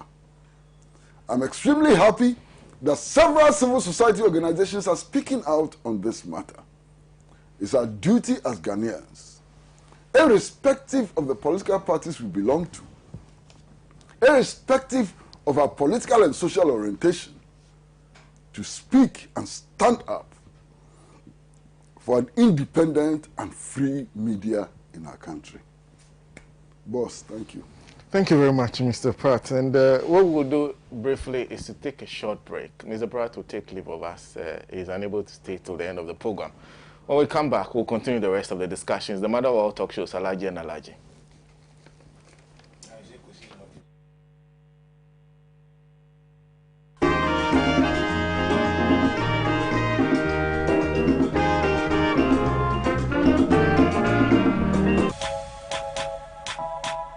Market Stories is all about our market. Issues such as sanitation, market structures, storage facility, pricing, bargaining, and everything else that goes on in the market. It's going to be very educative, entertaining, and interactive. We would visit our various markets with both sellers and buyers to know everything concerning our market. Join me. My name is Maud Analytical. I'm your market lady.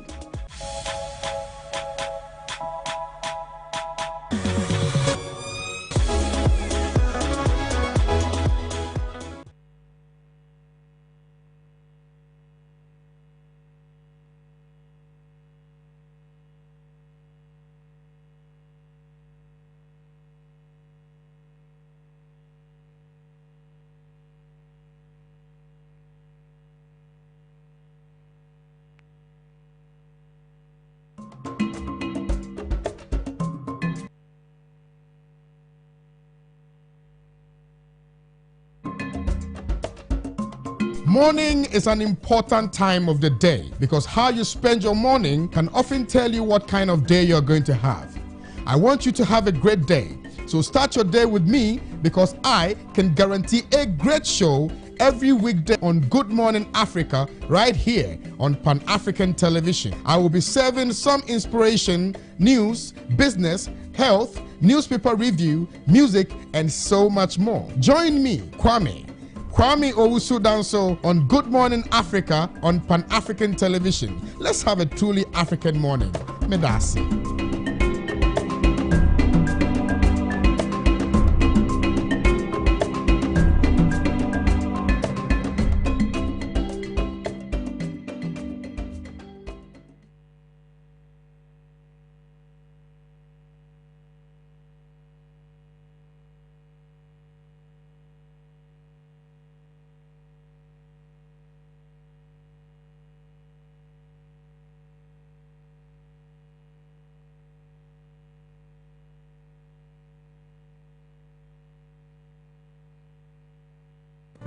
He has labored, he has suffered to lead his people. Break. And if you just join us, you're watching the Mother of All Talk Shows, Alhaji and Alhaji. We are live on Pan-African Television. If you're listening, I'm sure you're doing that through Ahunto 92.3 FM in the Greater Accra region. But if you're outside the Greater Accra region, in Tamale we are on Diamond FM, in Ho we are on 105.1 FM. That is Global FM. Shine FM in Akachi is also taking us live. We're also live on Facebook. Very importantly, a big thank you to our massive followership on Facebook for sticking and staying with us. Before we move on to other discussion, let me just read a couple of the messages you are sending to us. This is on our WhatsApp line, and this one says, "Good morning. My problem is with the number of students. How do they use the water closet? They use sanitizer to clean for each student before they sit on." That's an interesting issue. This one is from Ibrahim James from Gumo Kumbungu, who says, "Please, I want to know how many of those in authority have their awards in Ghana schooling? 2, in government schools in question. 3, in the so-called safe schools." Thank you. Warm regards to you, to Ibrahim, and thank you for that message. Okay.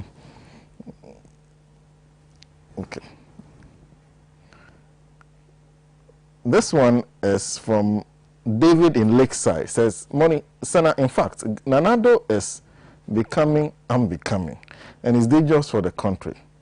It says, "What a lawless liar. Anything he does, it's for him and his family." Why? David Sena is also sharing her thoughts with us and says, "Good morning, Sena and the team. I am tempted to accept the suggestion that it was both the Norwegian ambassador and by extension President Akufo-Addo who traveled with him to the Nordic countries in spite of the outbreak in Europe at the time who brought COVID-19 to Ghana, going by the facts. If so, Norway has to compensate Ghana with cash and BPs to manage COVID-19 in Ghana. They said mistakes being made by the EC are not mistakes. They are deliberate things to bring to favor the NPP in the December elections. But they won't work. Maybe NPP needs to be reminded that just as delegates, they should fear voters. Ghana's God is very much alive. Let me read some of the messages from our Facebook, from our WhatsApp platform. A couple of you are calling the line, making it difficult for me to do that. Tafainama here says, let's first and foremost congratulate our gallant party, foot soldiers, both regional and constituency executives who are monitoring this registration with eagle eye. What happened in Ashanti region wasn't a mere mistake. It was deliberate to increase the number of registered people in the EC records. The main reason why they wanted to change the old register was because they said it was bloated. But even before they finished the compilation of the new register, they had already started booting it. But we can assure them that there's no way we can allow them to bloat the register in some particular region because we are on the grounds and we are keenly watching. Thank you. I couldn't read the rest of your message. It's a very long message. This one is from Chris Nachalibosho, who says, the so-called science and leadership of this country has failed us. So parents must apply common sense by taking their destiny into their own hands. President Anado is resting comfortably at a beautiful and serene environment, and he's being fed with the best food. Some state institutions have been closed now, but yet government is subjecting innocent senior high school students to this kind of cruel treatment just because of election. If all the students would die for MPP doing election one day, they will keep the kids in school. Any which way, God will never give. Thank you for that message. And then, okay, some more messages. Musa Batwa in Kumasi is saying, I want to ask Mr. Mujib one question. Will he allow his child to go back to school when there's a report that 50 of the children are infected with COVID-19? I don't see why these innocent children must be kept in school in this situation, while Akufo-Addo and people are in self-isolation. They should also observe protocols and stay in office to work. However, I'm shocked when I read the Supreme Court ruling about birth certificate. Now, technically, using Ghana card and passport as a means of identification is illegal because birth certificate is used to acquire both documents. Trying to please appointing authority that has made common sense a rare commodity. God save Ghana. Let me see if I can read a bit more of the message. A.U. Farouk in Tamale says, why is this government not listening to parents and teacher unions to close down the senior high school for the safety of our children? The government is too clueless. Thank you. Hadi in Pig Farm says, what are those signs and data the government always talks about while our COVID-19 cases go up every day? The president and his ministers, including other MPP sympathizers like my brother Mujib, who form the few, should listen to the teacher unions and we, the parents. Let the school be closed down for our children to come home. The lives of our children matter. Thank you. And let me end with Charles Nyamina Samakese, who says, over 100 CSO spoke, he didn't mind them. Many, if not all, teacher unions and parents are speaking, but he won't give listening ears. Yet you will come into our homes on the screen to tell us there was consultation. What kind of government leadership at all it is? The honesty and humility and compassion of John Mahama is deeply missed in these times. Now, we're moving on to our next topic for discussion. That has to do with the voter registration exercise. This week, we heard the unfortunate news of a young man losing his life in the Banda constituency. Well, there are calls for some arrests to be made. There are also reported incidents of violence in a lot of registration centers. And there's also been the banter between the National Democratic Congress and the EC that led to the EC admitting that in some constituencies in the Ashanti region, the figures presented at the national level are actually more than what was reflecting on the ground. I'll once again start with Gabriela on this one. Maybe because I'm female. No. Why? Because I'm closest to you. No, today she's happy actually. Yes, sometimes when you're closest to me like that, I usually... Yeah. No fear. But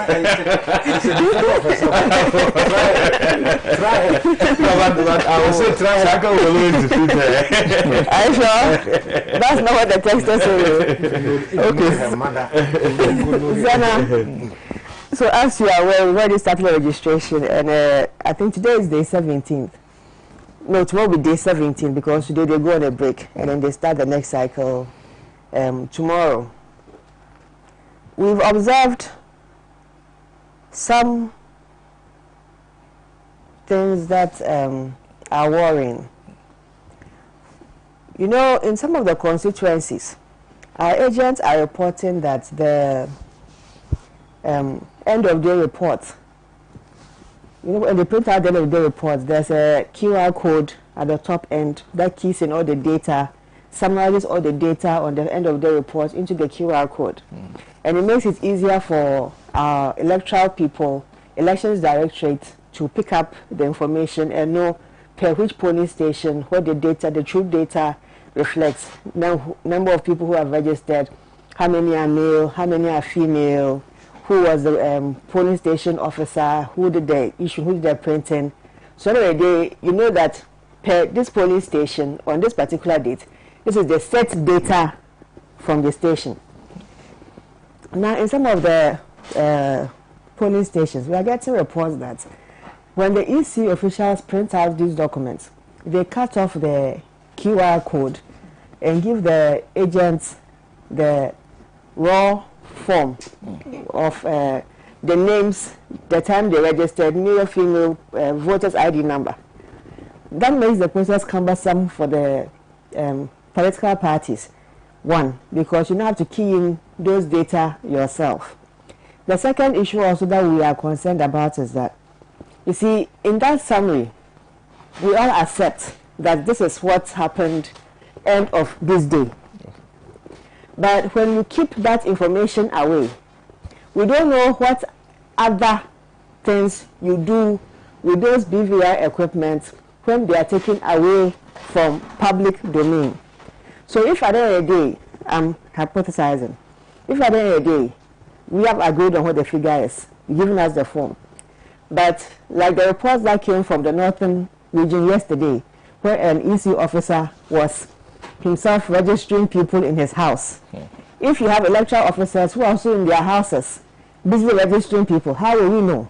Because it's this same equipment that are going to be used to key in that data. And that information will not come to the political parties until we go for the exhibition and then the EC presents the draft zero to the political parties before you know. But going into the election, we are very much interested in the processes that lead to the election and that we have a credible register.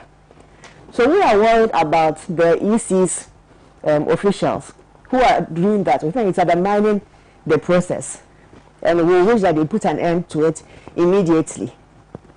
The second issue that is also worrying is a new phenomenon.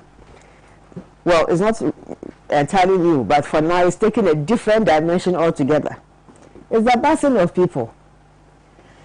Mr. Pratt rightly said that the NPP told us they don't need a new voters register to win the election because they know that they've done enough work on the ground to merit a renewal of their mandate.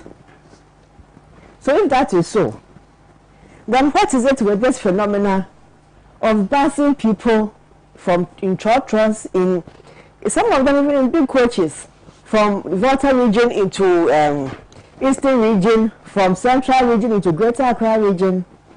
What's going on? In my own constituency, there was about 2 weeks ago, there was a banter between the incumbent MP, who's an MPP guy, and his colleague MP from the Winneba side, because the Winneba one was busing the people from Sena to his constituency to go and add up to his numbers, and he himself knows that the ground that he is standing on is already shaking for him because there's an earthquake coming from the Tete family. And the last thing he needs is to have the people in his stronghold be bused to another jurisdiction.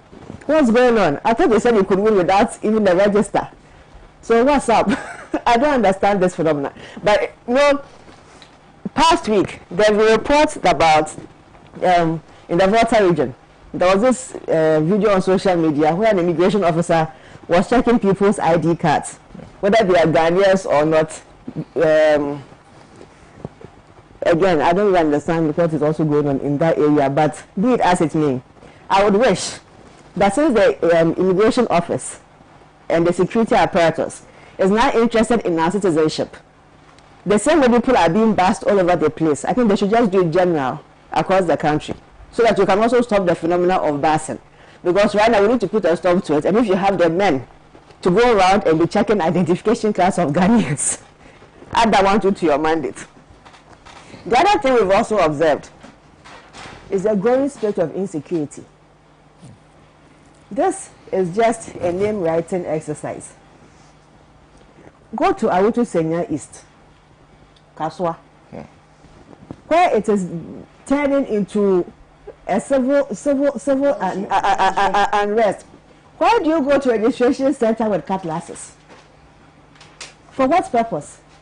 Why go and scatter registration, an ongoing registration process? Madam Howard Kumson, per your new designation, I'm very sure that you yourself believe that because of your special development agenda, whatever, people of Ghana have seen you build dams. People of Ghana have seen you build KVIPs and boreholes. Apparently, because they said they've done it. Yeah. We don't believe it. They said they've done it. So if they've done it, why do you need tax to go and scatter just a registration exercise? The people who have come to the registration centers are already having to deal with the risk of falling sick and contracting a disease. Yeah. Must they also now worry about being beaten and slashed with cutlasses under a name registering exercise? Recently, just this past week, there was the tragic death of one of these violent exercises gone totally wrong, totally bad. The young gentleman in Banda, I wish he still rest in peace. The gentleman who is reported to have killed that young man is walking about because word from above had him released. We are calling on the IGP immediately to cause the arrest of that young man and institute investigations into the death of an innocent bystander who was assumed to be an NDC agent. Which brings me to the issue. Our NDC people, should we now consider ourselves an endangered species? That people can just attack and stab anybody and the guys that they are NDC? Is that what this country is coming to?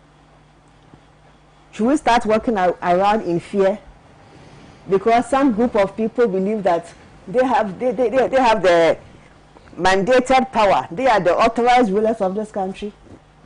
Is that how it's supposed to be? In the Western region, it is reported that Honorable Afenyo, what's the name? Afeku. Oh, no, Afenyo Marcus. Captain Afeku's bodyguard, one of them, also sprayed pepper spray into somebody's face. Is this necessary? We are just here for a simple exercise. Come and write down your name and collect voter's ID card to show that in December, when we say come and cast your ballot, you too, you qualify to cast your ballot. Even before the main elections, see what is happening. You made us go and sign on to a vigilante peace accord that there will no longer be vigilante violence, and we are bringing an end to ending vigilantism, end of political violence, etc., etc. Even though, as a party, we were complaining that what you have listed there, we are willing to stand, but we want some other agencies to also come and append their signature to this. You do not let that happen. So you had NDC and NPP pledge. Well, you know very well that whenever there's any unrest, the high-handedness of the incumbent government is the one that triggers the violence. We do not allow the Ghana police to sign on to it, giving us the assurances that should anything happen, they will be neutral in this matter and safeguard the lives and properties of the people of Ghana. Peace Council. I wish they'll go back and review their document and get the relevant agencies on board, because even just a simple exercise as writing your name, people are losing their lives and getting hurt, which is worrying. Now, finally, with the protocols, the EC yesterday, when Mr. Bosmanasa was addressing the press on Let the Citizens Know, was very confident that the EC is observing the protocols exceptionally well. I don't know which of his registration centers he has physically visited, but when I go around, one of the assurances I got from the EC at the beginning of the exercise, and which was of concern to me most, was with the BVI devices. When we were told that they'll be sanitized, because these are devices that, whether we like it or not, so that our biometric is taken, is captured, we have to place our hands on these devices. It was expected that per every registrant who comes, after they've taken your biometric data, the device will be sanitized for the next person to also use the same device. That is not happening. That is not happening. Sometimes you observe and you see that it takes about 4 or 5 people before the scanner is cleaned. Enforcement of social protocols, most of it is actually being done by the party representatives and not the EC officials. When you go to the registration centers, the EC mentioned that certain category of people will be seen to at their district offices. Pregnant women, the aged, people with disability. But yet when you go to the registration centers, these people are in the queue. When you pass the district offices, then you see the caliber of gentlemen and ladies who are at the district office. What switched? Or is it a matter of status? So when you drive a nice car and you are regarded as somebody in society, you will not join the queue. You go to the district office. But the old woman who wants to register will come and join the queue for an hour, 2 hours to go and register. Shouldn't the people at the district office be enforcing it the other way around? That the pregnant people are announced again, that the pregnant people don't have to sit in the queues at the registration centers, but should call at the district offices and be registered. The same for the aged. There were even pictures where a frail old woman was being carried by an electoral officer to go and register at the registration center. That was not where she's supposed to be. She's supposed to be at the district office. So what's going on? Then finally, I intentionally added a third word just for you. Then I'm actually finally. Sena,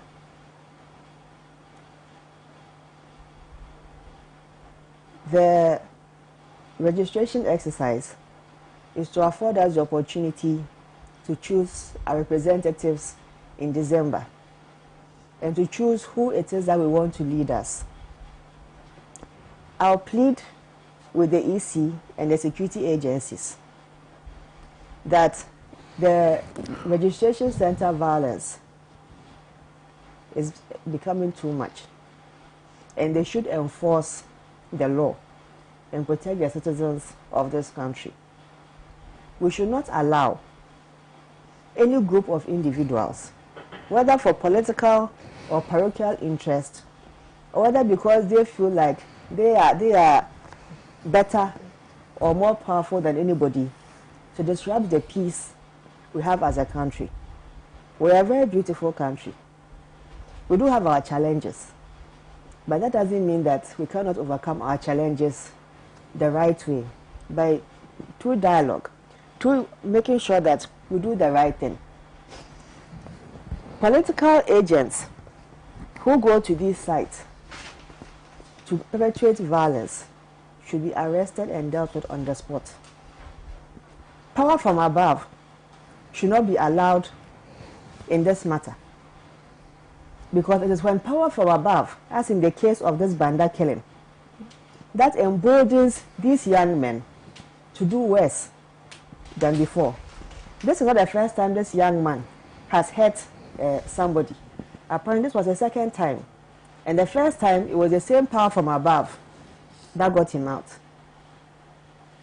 I will request the IGP and the divisional commander in Banda to have the issue investigated and bring it to its logical conclusion for the young man's spirit to rest free, and then for the family of this young man, an innocent young man caught under the disguise of being a party representative. Thank you. Thank you. Thank you very much, Gabriela. Let me read a couple of messages before I move to Mujib Rahman. This one is from Big Fredo in Takrady, who says, it must be noted that after recovery, persons suffer from the following conditions: tiredness and forgetfulness. The students that have recovered are likely to suffer these problems and therefore cannot score high marks at the Ghana exams. Jean Mensah is performing her assignment, that is to ensure a rigged electoral process. The reason she was appointed by an equally... thank you, Big Fredo. And a good morning. This one is from Kweku Baku. Okay. Says it's actually man from Alavanyo. Says, Sena, please, I want to know why so-called MPP people are doing this to Ghanaians. Why, when they go outside Ghana, they cry for green card? Or why, if someone from Togo also gets to Ghana, what is the difference somebody also comes from Togo to Ghana? Thanks. Thank you very much for that message. And this one is from Rukaya Abubakar on the Facebook page. She says, as of now, I am sitting on a time bomb because my son is in one of the senior high schools in Cape Coast as a final year students. In the USA, Trump is calling for reopening of schools in the fall, but parents, teachers, and civil society have totally refused and prefer the online schools must continue. All final year high school have already been posted to their colleges of choice and ready to start school in the fall without any final examination. This government could have done better with the students using their continuous assessment and mock exams rather than this mess we are seeing now. All they are doing is to go get our wards polluted to vote for the NPP. Otun, for the convener of Crossfire Ghana, says, Abba, are we really serious with this COVID-19 issue? What are the students doing in school? Are they not at risk? Why did we even invite those who are not writing exams? Let us keep our kids. We are out of place when we say we are doing much. The flag bearer of the MPP has disappointed us. And Justice says that even health personnel sometimes get confused when faced with some cases. How much more the teachers? Mujib? Yeah. Sir, thank you. Yes. So now, voters' registration and matters arising. Boss, first of all, let me make the point that the Electoral Commission is not conducting this exercise or compiling a new voter register for the new patriotic party. Okay. The new patriotic party by law is a separate entity, and the Electoral Commission is a creation of the Constitution. I listened to Uncle Kosu Pride and I listened to Madam and many other people. The impression they sought to create is that the Electoral Commission is doing this. Of course, the new patriotic party is a stakeholder in the elections and we have interest. But let it be known that the Electoral Commission is exercising their constitutional mandate to compile a new register to organize a free, fair, transparent election on the 7th December 2020. That is why this exercise is going. But as a stakeholder, we also have interest in what is going on. That is why when you go around the country, we have our agents, the party representative at the registration centers. They have their limit. They know what they are supposed to do. They have been taken through training. Likewise, the National Democratic Congress agents and the other political parties agents. They are there and they are observing what is going on, and they have been taken through training what they are there to do. I hope you are getting the argument. But to create the impression as if they are compiling the register for MPP. That is not the case. And let's move away from that. Sena, that is it. But on the issue of violence associated with the exercise, you see, let's don't pick and choose. Me, from where I'm coming from, I don't subscribe to violence in any form when it comes to elections. Allow the people the opportunity, peace of mind, to decide who they want to lead them. That is very important. That is why when this issue of disbanding vigilantism or associated with these two big political parties, I welcome the idea. And when the NDC was not agreeing to sign, I had problem with them. Eventually, they did sign that communique. And we need to enforce it. Because the issue of vigilantism, I think we'll have to find a day and then make it one topic for discussion, because it's very, very significant. And I think that we need to go beyond and educate the innocent ones the parties are recruiting to do some of these things. I hope you are getting it. Doesn't. People already in the security agency. But let me also tell, I will come to your point, madam, but that is why I said that let's don't pick and choose. Let's condemn it. If based on the reports that are coming, there are some instances that the MPP people are also attacked in some areas, which we have to condemn. And we condemn people that are associated to the National Democratic Congress that were also attacked. That is the violence. Because we are all one people. We have one Ghana. The party shouldn't divide us that much. You are looking for power to come and improve on the living standards of the people of Ghana. So if we kill the people, who are you coming to pretend over? I hope you are getting my point. So let's condemn it into the, let's don't try to portion blame. That is why we are not moving forward. And to the police, you don't even need the police to sign any communique before they are neutral and independent and enforce the law. That is their core mandate. That is why any government that comes, the police work with that government. It is important. It's a state creation. It doesn't have to be say, because now MPP is in government, I'm loyal to MPP. No, it doesn't. They have to serve the people of Ghana. What is saying is a textbook version. You see? Oh my God. You see? Madam, when you were talking, I was quiet. I didn't interject. So I thought maybe if Will you please? No, but tell her to stop interjecting me. You yourself tell her. But I have told her, you are asking a different question. Sena, I think everybody at the Electoral Center knows what to do. The electoral officers, the police.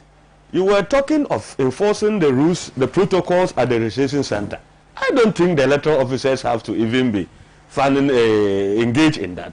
If there are security, police and other security forces there, they have to enforce it. Well, now wearing of masks is a law. Compulsory, you have to wear face mask. And if you commit a crime at a registration center, you will be taken on. For instance, if you go to register and then you end up stealing something, that is criminal act. You will be taken by the law. So when you go to the center without a nose mask, it is also a crime. So when the security forces are there, guys are there, they need to enforce these things. And the electoral officers themselves need to adhere strictly by the protocols. It's very important. So now I hope you are getting the argument. But now I am happy when you sit and watch reports that are coming. Now it is more orderly at the registration centers than when the exercise began in about 3, 4, 5 days. It was poorly. And this could be due to the fact that people were rushing to go and register, try to become first come, first serve. So, but now I think the education has gone down and they have understand that, maybe if they are this area, but the final come to my area. So let me wait. When they come to my area, then I will go and register. So thank God where we are now, the exercise is going smoothly. So now on the issue of these aged people, I think that let's look at it. I don't think it's deliberate. So now some of the registration centers are far away from where some of these people stay. Maybe there's a general polling registration center at her place or his place. And he or she felt that, let me just let my grandchild lead me to go and vote. It is more closer to me than going to the district office. But the ideal thing would have that the aged, the pregnant women and other disabled people, they could are taken care of at the registration centers. And sometimes if the distance is clear, the person will have to look at maybe I'm going to pick a taxi or I'm going to take a card which will cost me to get to the district center to go and vote. So let's don't just generalize it as if it's a deliberate effort tried to use it to cater for some people and allowed the intended group of people that they are supposed to capture. But when you are old age or you are a pregnant woman and you make yourself available, you will be registered. I went home to register and I picked my mom the car to the municipal office, and about an hour she was registered. So I don't have any problem. So most of 90% of the people I saw there are old age. Some have one deformity or the other. The district office where I operate in 3 constituencies, and I made that observation about 2 of the district offices. But do they sack when they come? Do they ask them to go? They will register them. They don't ask them to go. No, but that is some of the reasons I'm adducing that could be the factor. Because, madam, if I stay here and this is my house and the district office is around La Paz, you know, look at the distance. Maybe, and there's one just by Mawako that they are registering. No. Let's tell the person, you talk. No, but the argument, but it is the choice of the individual. Even though they are telling you because of your condition, go to La Paz and register. But if that's the choice, but nobody forces the person. I shouldn't see elitist people at the district office. Yeah. Right? Yeah, because I should see them in the queue. And I'm seeing them in the district office. That's the point I'm making. And I'm rather seeing the pregnant people in the queue and not in the district office. Okay. That's the point. Anyway. So, but I hope you are getting the argument. So, Sena, finally, let's be very frank. The exercise is now being orderly and all the parties are alert. And I am very happy with the issue, this Ashanti region issue. The Electoral Commission has come to say, yes, that was an error, mistakes could be made. But I think that moving forward, they have to be vigilant and be because the suspicion is too much. So you don't have to give rooms for people to further confirm their suspicion. That is not the point. But I think that, and this issue of what they reported in northern Ghana, Savannah area, an electoral officer conducting his own things in an isolated area. And I think the police has to take it up. They need to investigate and get to the bottom of the matter, because all these things, we have to use them to set as an example. So now the whole world is watching, and the process have to be credible itself. People have to have confidence in the process. And I think that is where we can just tell people that after all the suspicion you are suspecting, look at everything is transparent. So applaud the Electoral Commission of even also detecting the errors and then trying to solve it, and now you are all on the same page. And it buttresses the point that they are putting there to rig election for a particular party. That is wrong. That is wrong. I hope you are getting the argument. So, Sena, I think that particularly vigilantism, we have to, as a people, we have to sit up and fight it, Sena. And to those who are fanning and encouraging them, look, there's a saying in my language that when you rear a dog, and at a point you can't get what you were giving the dog initially, it will come after you. So, and I think that is a very dicey situation we are, because elsewhere, this group of people mobilize them, try to let them progress, equip them, get them this thing. At a point when they are emboldened, you can't command them. When you talk, they talk. And because they are more powerful, when you joke, they will come after you. And we can't have other parallel militia or other different security forces apart from the normal security structures that we have. It doesn't inure to any person's benefit. But that's why I've asked that if we can get time later to discuss it. Well, if we want to go to the genesis, how all these things emanate, we are all guilty of it, both the NDC and the MPP. This thing could start from the commandos era, all those things in the 2000s. We saw how they used them to terrorize people in Blekuma, Bakwamina, Battles and Co. In northern region, northern Ghana, to go and frighten people. The day to the election, you see them everywhere, and people are afraid. Some will not even come out to go and vote. We have seen that and experienced it in this country. But thank God, we are now progressing, and together we are all seeing that no, this is not the best part. This will not take us anywhere. We are in a civilized society. We are civilized people. We are educated. Look, it is not do or die affair. I don't do and die affair politics. Or die be die. I don't do and die. We have metaphorical statements are there, but it doesn't mean if we want to look at it in a literal form, so be it. That is low, but you can make a statement and somebody misunderstood what you want, the import, what you want to say.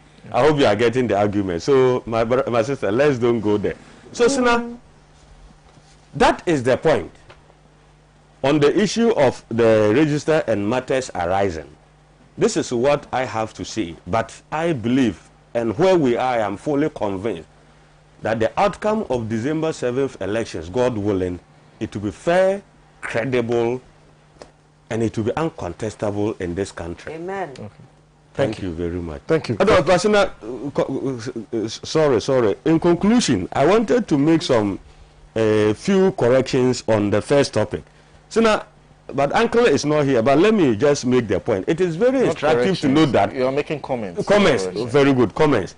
Nobody is saying that the Americans and the other countries are better than us, but sometimes when we are talking, you can cite an example, because we are not the only country that is going through or that has been ravaged with this pandemic. And we use these countries because they are more seriously hit with the pandemic, with all their technicalities, their technologies, and their better system. But look at how they are. But he also caught up himself in the way, because when he was talking of reopening of schools, he used France as an example. When France opened schools and realized that the numbers were going up, they quickly closed schools. And who told you we can do better than France? Was not only because France did it first, and you thought we should be learning from that example, not because they were... No, but if they did it and fail, who told you when we also do it will fail? We can do it and do it better, and that is what we are getting. So I am even going back to his position that we can do it ourselves, and we are not copying anybody. We look at our own situation, we look at our own data and what is happening there. That is what informed government to take critical decisions on COVID. I hope you are getting the argument. So I think I have talked about the inferiority complex. I think that we are better people, and we will always handle our issues like our forefathers have done. Okay, Prosper following Koforidwa is saying, please, I think we should ask the EC to go to the isolation centers of COVID-19 and register the people under quarantine, because these people are also Ghanaians and they need voter ID to vote for President Nana come December 2020. Since the EC can go to the schools and register students, leaders in this nation must think. My greetings to Mr. Pratt. And this one is from King Farouk, who's a senator. The NPP government and the Supreme Court have by their logic shown that the birth and death registry is no more relevant. They should scrap it and turn the place into a COVID-19 isolation center and save us the taxes being used to pay them. It continues and says that any bad governance is as a result of bad leadership. Ghana needs good leadership for good governance. Thank you.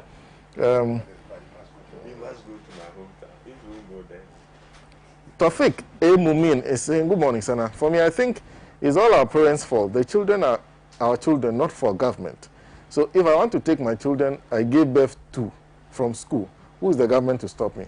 Let me remind our parents that Akufo-Addo has no child in the schools. The lives of the children are in the hands of the parents now, and they will be questioned. Abdul Rahman says, Mujib has made it clear that humans are created special to reason and find solutions to problems. So in conclusion, if this government can't think for a simple problem, they should not be considered as humans. The president is in isolation for fear of coming into contact with a COVID patient. They have it. He insists the students remain in school. Katesherik Safo Miracle is saying, I'm listening from Germany. Please, why are schools opened and some departments and companies have closed down? After completing school, we go to work. But if the workplaces we are struggling to work are closed down, why are we still in school? The idea of reopening school is because of voter registration and not the examination. They brought the students who are of age to register because they hope with free education, the schools have become their strongholds. And finally, the last one I'm reading from Facebook, Ruben Afakotu says, please, if the MPP guy there, no, let me read this one rather, from is it Mutumina, says, I hereby petition the Birth and Death Commission of Ghana before the Supreme Court of the land to stop all burials across the country with immediate effect.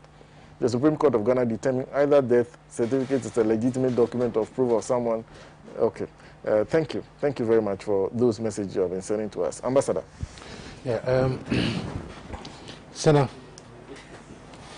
I want to remind myself and all Ghanaians of one promise the president made when he was lifting the ban on the lockdown. He said that if the situation gets to a certain point and is properly advised by the experts, he will not only lock down the place, but he will also impose curfew. Do you remember that promise? Yeah. At that time, we were around 300 and something. Now we are over 24,000. Yeah. So we are still waiting for that promise to be fulfilled. Two things have happened in this country, Sena, which are needless and useless, and which we would all live to regret that we went through it. One is the schools that have been reopened, and the second one is the registration exercise we are undertaking. Okay. Because if there's a pandemic, and one of the solutions of the pandemic is for physical distancing. Not so.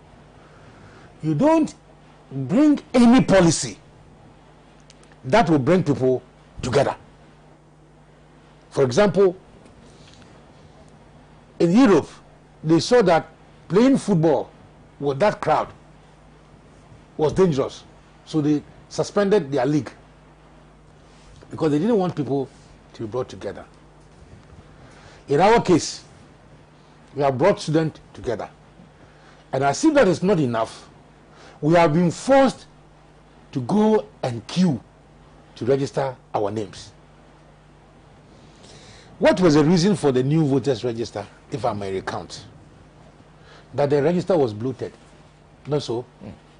That the machines that were being used by the Electoral Commission has outlived their usefulness. Sena, if your problem is to check bloated register, not so, is the solution bloated results? Do you get my question? If your problem is, I want to clean this register, force people to go and register at all costs, no matter what, so that I can have a clean register, a register that is not bloated. Should the answer be what happened in Ashanti region, that over 24,000 votes registrations have been added? And if this had not been seen by the NDC, what would have been the situation? Bujiji is a nice gentleman. He goes on saying that the MPP is a different entity, and the Electoral Commission is not doing this registration to advantage of the NDC. The 24,000 extra voters was seen, was it for the NDC? Bujiji, the 24,000 extra votes that were identified, was it for the NDC or for the MPP? In Ashanti. Was it for the NDC or for the MPP? You know, as people making us all believe or feel that we don't have, you know, what is here. I am very happy that NDC cannot be taken for granted. So now, for every printout, let me let the cat out. We are compiling every printout, every one of them. So, for example, every printout is about 21 names. You know, 21 names. Ideally, the machine should have read 1 when the first person registered, but it's reading 5 and sometimes 10 and other things. We are looking into that in terms of IT, what that can be used for or what that cannot be used for. Secondly, if you look at the serial numbers, you know, if you are 41 and the next person is 46, it means that 5 people, there's a space of 5 people. But fortunately, if you do that serial number addition, it comes to 198. It comes to 198. Then if you also look at the gaps, it also comes to 198. You know, so for 21 persons, the serial numbers will account for 188. Are you following my argument? If you do the differences in the serial numbers and you tally, it comes to 198. All of them. But it is being accounted for 21 people. So the question is, why is it that 21 people 198? We are doing all that. So the electoral commission should not think that, oh, again they are going to flash these things in our faces. No. And she should not think that we are going to use the provisional register as he has put before Parliament that they should use the provisional register. No. Because that provisional register contains a lot of problems, one of which is what we have seen in Ashanti region. Are you following me? Gabriela, Sena, one of the reasons why we thought we should spend about $200 million in this needless exercise was that the machines were 40 and that. When did the new machines arrive? Sena, can the Electoral Commission watching this program tell me when the new machines arrived? Because the machines that are being used, reports are that some have been pre-programmed. When you key in, it says that you have been registered. You will key in, somebody else's name comes. When somebody registers as a male, a female picture, another thing comes. We are monitoring all those. We are monitoring all those things. So if you told the people of this country, go to the Supreme Court to support you, that the voters register has been bloated because some names don't have to be there. But even in the exercise, you have recorded higher numbers. Because of the vigilance, now we are reviewing, because of that, we are reviewing all. Why is it that now they are cutting the serial code? Why are they not cutting it? Why are they not cutting it? Again, Sena, the Electoral Commission told us that they were going to ensure that certain protocols were held and observed, upheld and observed. Is that what we are seeing on the field? Sena, is that what we are seeing on the field? What is so troublesome is that this simple registration exercise has divided this country to the extent that a whole region is now being described as foreigners. This simple registration exercise. So you see and you hear somebody like K.T. Hammond saying that some people in the voter in Ghana are not Ghanaians. Some people are not Ghanaian just because of this registration. It didn't end there. Now we have immigration and police and soldiers in buses, inspecting people's ID card and passports. Since when did it become compulsory for Ghanaians to own passport? Since when did it become compulsory for Ghanaians to have national identification authority card? The NIA itself, has it completed the exercise? So if you are from a village and you don't have a passport, and also the NIA has not come to your town to give you a NIA card, what is your problem? You are not a Ghanaian. Sena, recently, do you remember that a village in Togo got burnt? Do you remember how it was burnt? Nobody, we are still to investigate and know why. But the following day, Ghana's NADMO crossed Togo to go and give them relief items. Does the Ghana government have any mandate to go and give relief items to Togolese? Doesn't the MPP or the government know that there are Ghanaians who are by jobs staying in Togo? Doesn't the government know that there are Ghanaians who by their best move from one country to the other? They know. So where is this issue of a non-Ghanaian coming in? In any case, we have compiled a list of all top government officials who are half Ghanaians and half British and half Americans. So now, are you following me? There are some prominent members of this government who still hold British passports. And they can vote, they can register. And persons who by the nature of their job and other considerations are not to be allowed to vote. What kind of discrimination is this? Why is it that, Mujid, every policy your government has brought, instead of uniting us, has divided us as a country? Why is it that? Senior high school divided us. COVID too has divided us. Now registration too has divided us. Why is it that? We need leadership that brings us together, not so. We need leadership that brings us together. We don't need leadership that divides us as a people. Now, the issue at stake is the Electoral Commission. Now that we have seen such huge monumental failures, how would you and I trust the new voters register? Are we to trust the Electoral Commission based on the fact that he's doing the genuine work and forget about what Oseche Mensah-Bonsu said, that if they do the new register, NDC will never come to power?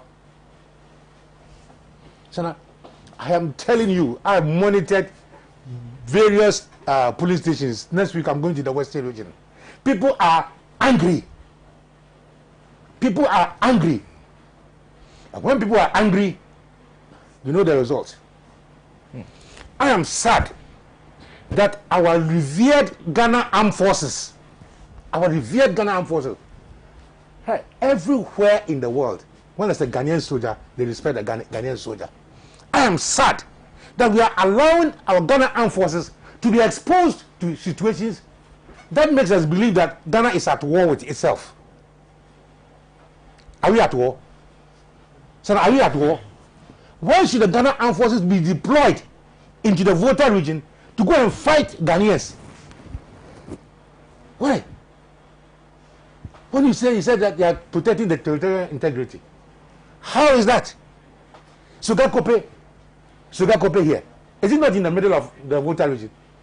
So if you place immigration officers to be examining people's voters' ID and passport, are you protecting integrity? It's the same way we recklessly expose our soldiers to Galamsey. You know, we recklessly expose our soldiers to Galamsey, and we lost one gallant soldier. Army commander, you swore an oath to defend the constitution of this country. You swore an oath not to defend any government, no matter who appointed you.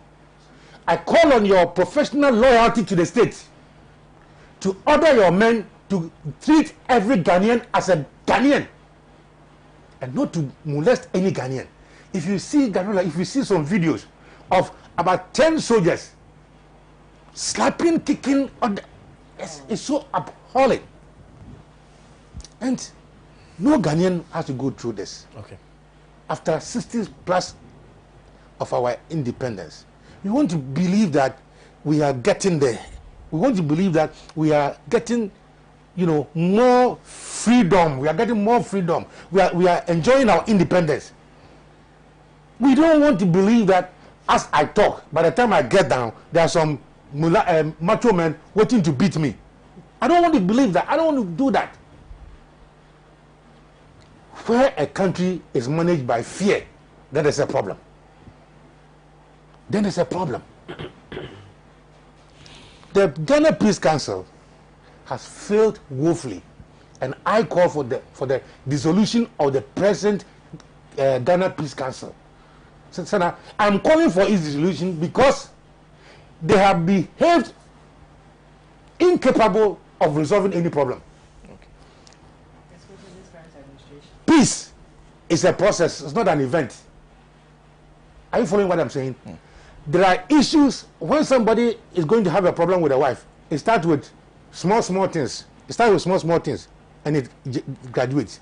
When there's going to be problem in the country, like we had in Ivory Coast, it didn't start as one event. It keeps on and on and on. So the Peace Council. Haven't you heard that somebody has been killed in Bono? Peace Council. Haven't you heard that a whole member of parliament has had his eyes sprayed with pepper? Peace Council. Haven't you heard all the atrocities that are taking place with this crime register? And didn't you see recently that there are people who are still dressed in the Azugu uniform? Okay. What is the Peace Council going to talk?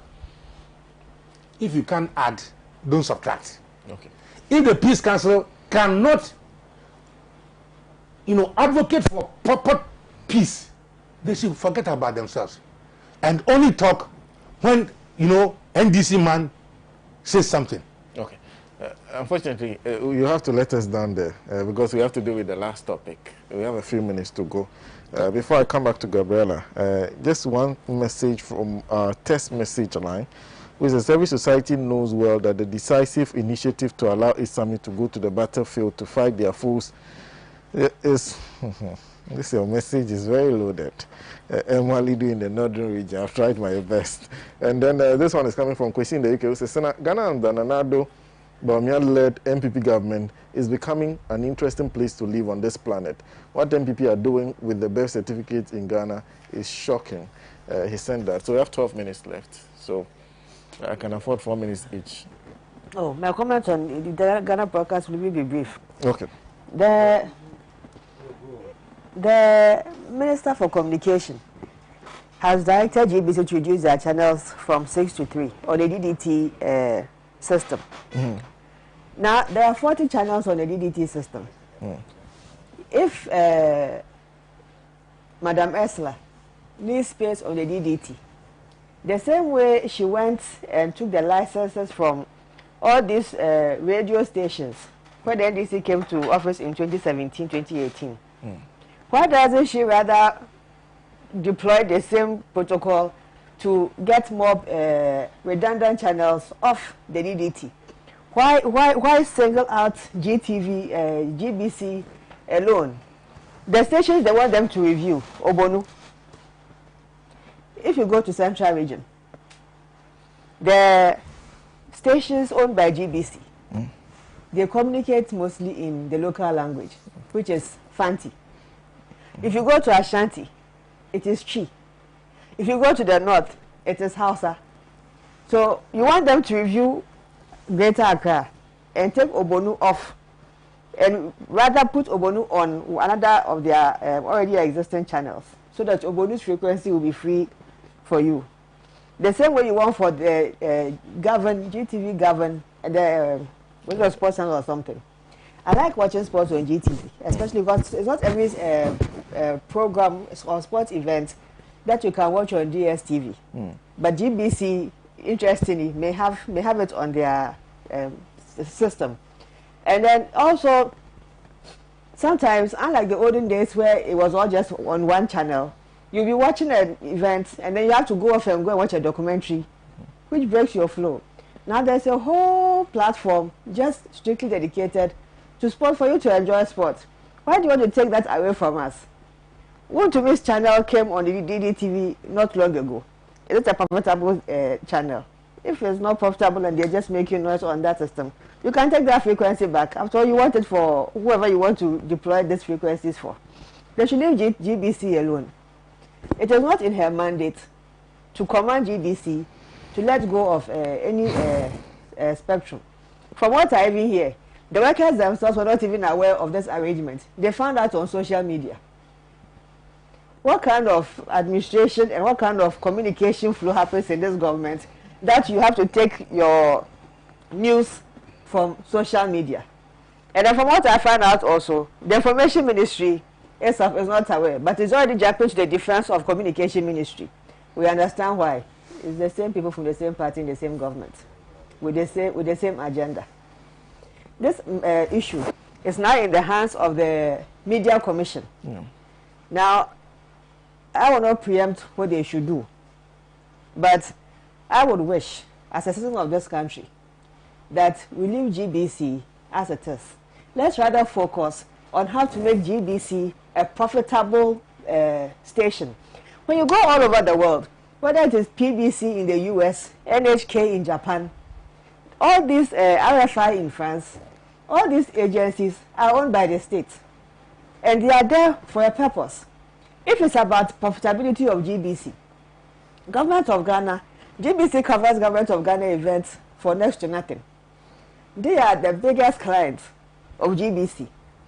Perhaps if it's about profitability, this is the time that they should consider paying for the services of GBC. And not always wanting everything free, meet the press free, COVID whatever free, EC press conference free. Every program they should come and cover free. But then you are complaining that they are not profitable. Find some model for them. The one they are, what's it called? TV licensing. They want the opportunity to charge TV licensing if it's about funding the state broadcaster. Maybe we should revisit the issue of TV licensing and rather look at the programming on GBC channels to make it more attractive to Ghanaian viewers. We have so many channels on the other multi-TV channels on the other digital platforms. When I scan my TV every time to see which new stations have come, I think by now it's like 70 channels already on the digital system, whether it's from multi-TV cables or satellite cables or the DDT system. There are so many channels these days. If there's bad channels, they should go and find another alternative to GBC and just leave GBC as it is. Either you turn it around and find a strategic investor to come and support to build this station for us, or else leave it alone. Okay. Yeah. Thank you. Thank you very much. Michael Flo says, Sena, kindly ask Mujib, what source document did they use to register for their MPP party card? We need an answer from you. Send that from Koforido. Mujib. Yeah, Sena, on this matter, GBC matter, I have not taken time to scrutinize it, but I would have wished that maybe we spare our guns and wait till the reasons why the Minister of Communication thinking, saying that GBC should succeed 3 of their channels to them. I don't know what actually they want to use it for. But she says space. Space, okay, so fine. She needs for frequency. Frequency, yeah. So that has, but you know, the old story, it has long been said that GBC, as a state broadcaster, is ranked among the bottom among all the stations because they are not making more this thing. But the reality on the matter is that brought us to state-owned institutions. Sometimes competition becomes a challenge, but I really don't want to go. I don't have much to add until maybe I have gotten the reasons why there's that interference. Until then, we won't be able to comment further. But I want to say maybe that will not be for any malicious purpose or try to interfere. So let's wait and see how it pans out. Then we can come in. Well, David Sena says they also took a community radio station, Dan FM in Amfuega in the Volta region, just because it was founded by Honorable Ikea Sena Danswa. Sena Danswa. I listened to the communications minister, and it's not that he just wants space. What he said, and I followed the debate in Parliament, is that the government must have a channel. The government doesn't have a channel to broadcast its news. The other reason was that the national security also does not have any channel. So what? But what do you need channels? Yes. Please follow. Please follow the argument. She actually did say that. She said that. Yes. I'll find out. I'll find out. But Boss, I'm an old man. I don't open my mouth like that. So now, I brought my constitution and studied the role of the national security and whether they have any communication mandate for which they need a whole TV station. For years, Ghana Broadcasting Corporation has been the government official mouthpiece, communication mouthpiece. So what other thing that the government want the GBC to do, which they have not done? Have you even noticed that for some time, Gabriela, the GBC does not cover John Mohammed's programs? Have you noticed? Oh, I see. He doesn't. They don't. All the press, media press or whatever, they don't cover. If you like, go into it. If you are in strategic discussions, you will see this. How do you invite them? They invite everybody. All the media. You think the NDC is so useless that when they are going to invite press, they won't invite the GBC? You see, but Sena, this issue brings out very, very constitutional questions. When we went to the Consultative Assembly, our fear was that we should not create a system where the media will be gagged, where the media will be controlled, and that there are two institutions in the Constitution that will give them freedom and independence. One is the judiciary and the other is the media. You understand?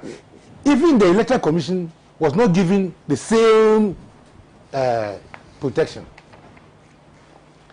So the issue of anything about the media does not lie with the Minister of Information. It doesn't lie with the Communications Authority or Minister of Information. It lies with National Media Commission. Unfortunately, in spite of the very, very important institutions that serve on the Media Commission, they have rendered themselves into something else. Otherwise, what is happening in GBC will not have happened. You know, that is not the only thing that is happening at GBC. The other time, the GBC workers were also protesting that some land that belong to the GBC is also being taken off. Some land that belongs to GBC is also being taken off. As to who is the beneficiary, we don't know. So haven't you also heard about the airport that Muhammad built? The workers also went to demonstration. So what at all is happening in this country? Sena, what at all is happening in this country? Will be sold next. Either it is a tax waiver for mass set. Tax waiver. 3.6 million cedis, dollars, 3.6 million. Which 3.6 million can establish a mass set company in Ghana. We are giving that to somebody. We give $24 million tax waiver for hotels. Yeah. When we have hotels that are not being occupied. I come from Cape Coast and going to Cape Coast, most of the hotels are empty. Oh. Yet we want to give 24 million. Do you know what 24 million cities can do for the young people of this country? I am happy that again the president has said something very sensible. And that sensible thing is that this election is about results and records. We will play this record properly. At least me, I saw the gramophone record. I saw the CD. Cassette. Before CD. So I know which music will be suitable. But what we are going through in this country is like a boil at the back of people. You wake up, they say plantain is 4 cedis. You go to the market, plantain is not 4 cedis. You say plantain for food, there's so much food. The result is that there's going to be abundance of food. You start the COVID and you have to write for a loan. Okay. So as for that record, President, thank you very much. Okay. We shall play the record. These days, Mujid, nobody would allow any Ghanaian to be deceived though. When you are standing near Ridge Hospital and you are holding a telephone, telling people that it's a Photoshop, nobody will allow you that too. Okay. Ambassador, unfortunately, we have to end it here. We are way past our time. Just one message from Gurusa in Techimambono East, who says that, good morning, Sena, and your panel. I am afraid the president in particular has never been ready to deal with the issue of vigilantism seriously. The way the president handled the Ayawaso West Wagon show of power by the MPP tax and were protected by government has made others emboldened to do same. The president lost a glorious opportunity to deal with vigilantism firmly. Sena, I would like to say, Sena, I beg you, let us use this platform. For the first time I've seen a woman here. Oh, that's the first time I've seen a woman. To salute Jenana Opoku-Agyeman. Okay. And pray for her. Because it's not only historic, but God has given this country a responsibility to say that now you have tried all the people, I'm giving you a woman. Okay. Okay. Thank you. So let us look at that. Thank you. You just reminded me of a message that one of our listeners sent earlier. It says the NPP did their calculations and found out that they are going out of power coming 7 December. Says JN and JM is equal to 4. John plus Jane is equal to 8. They say we build schools in the bush. Sena, ask them how many they have built in East Legon. Cantonments, Laboni. They sent that from Nungwa. Thank you. I'd like to say happy birthday to my colleague, Someone who celebrates his birthday today. He's the host of Pampaso on Radio Gold. Sami, a happy birthday to you. Happy birthday to my very good friend, Kudiabo Grace, to a happy birthday to both of you. I would like to say a big thank you to my panel for today. Mr. Kwesipra Jr. took an early leave of us. He's a regular panelist on this show, but he was on the show until 11. And Ambassador Sampiali has joined us today. He is a former Ghana High Commissioner to India and also president of the NDC Professionals Forum. We're also joined by Mujib Rahman, who is becoming sort of a regular on the platform. He's from the NPP's communication team. And then Gabriela Tete is also joined us today too, and a member of the communications team of the National Democratic Congress. I'd like to say good morning and remember condolences to Madame Veronica Tiemann, who also follows this program keenly. Lost one of her parents. Condolences to you. And also to Abraham and Mabel of Mabel Restaurant in Nugwa. Enjoy the rest of the day and have a wonderful week. And the weekend, we are back same time next week. A big thank you to the crew at Pan-African TV.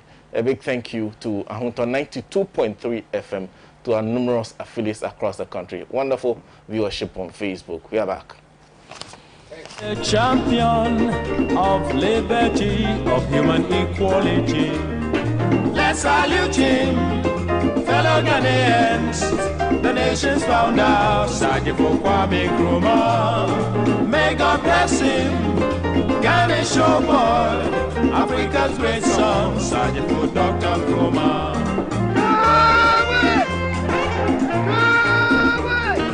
Hello, what are you doing Tuesday to Friday, 7:30 to 9 o'clock p.m. every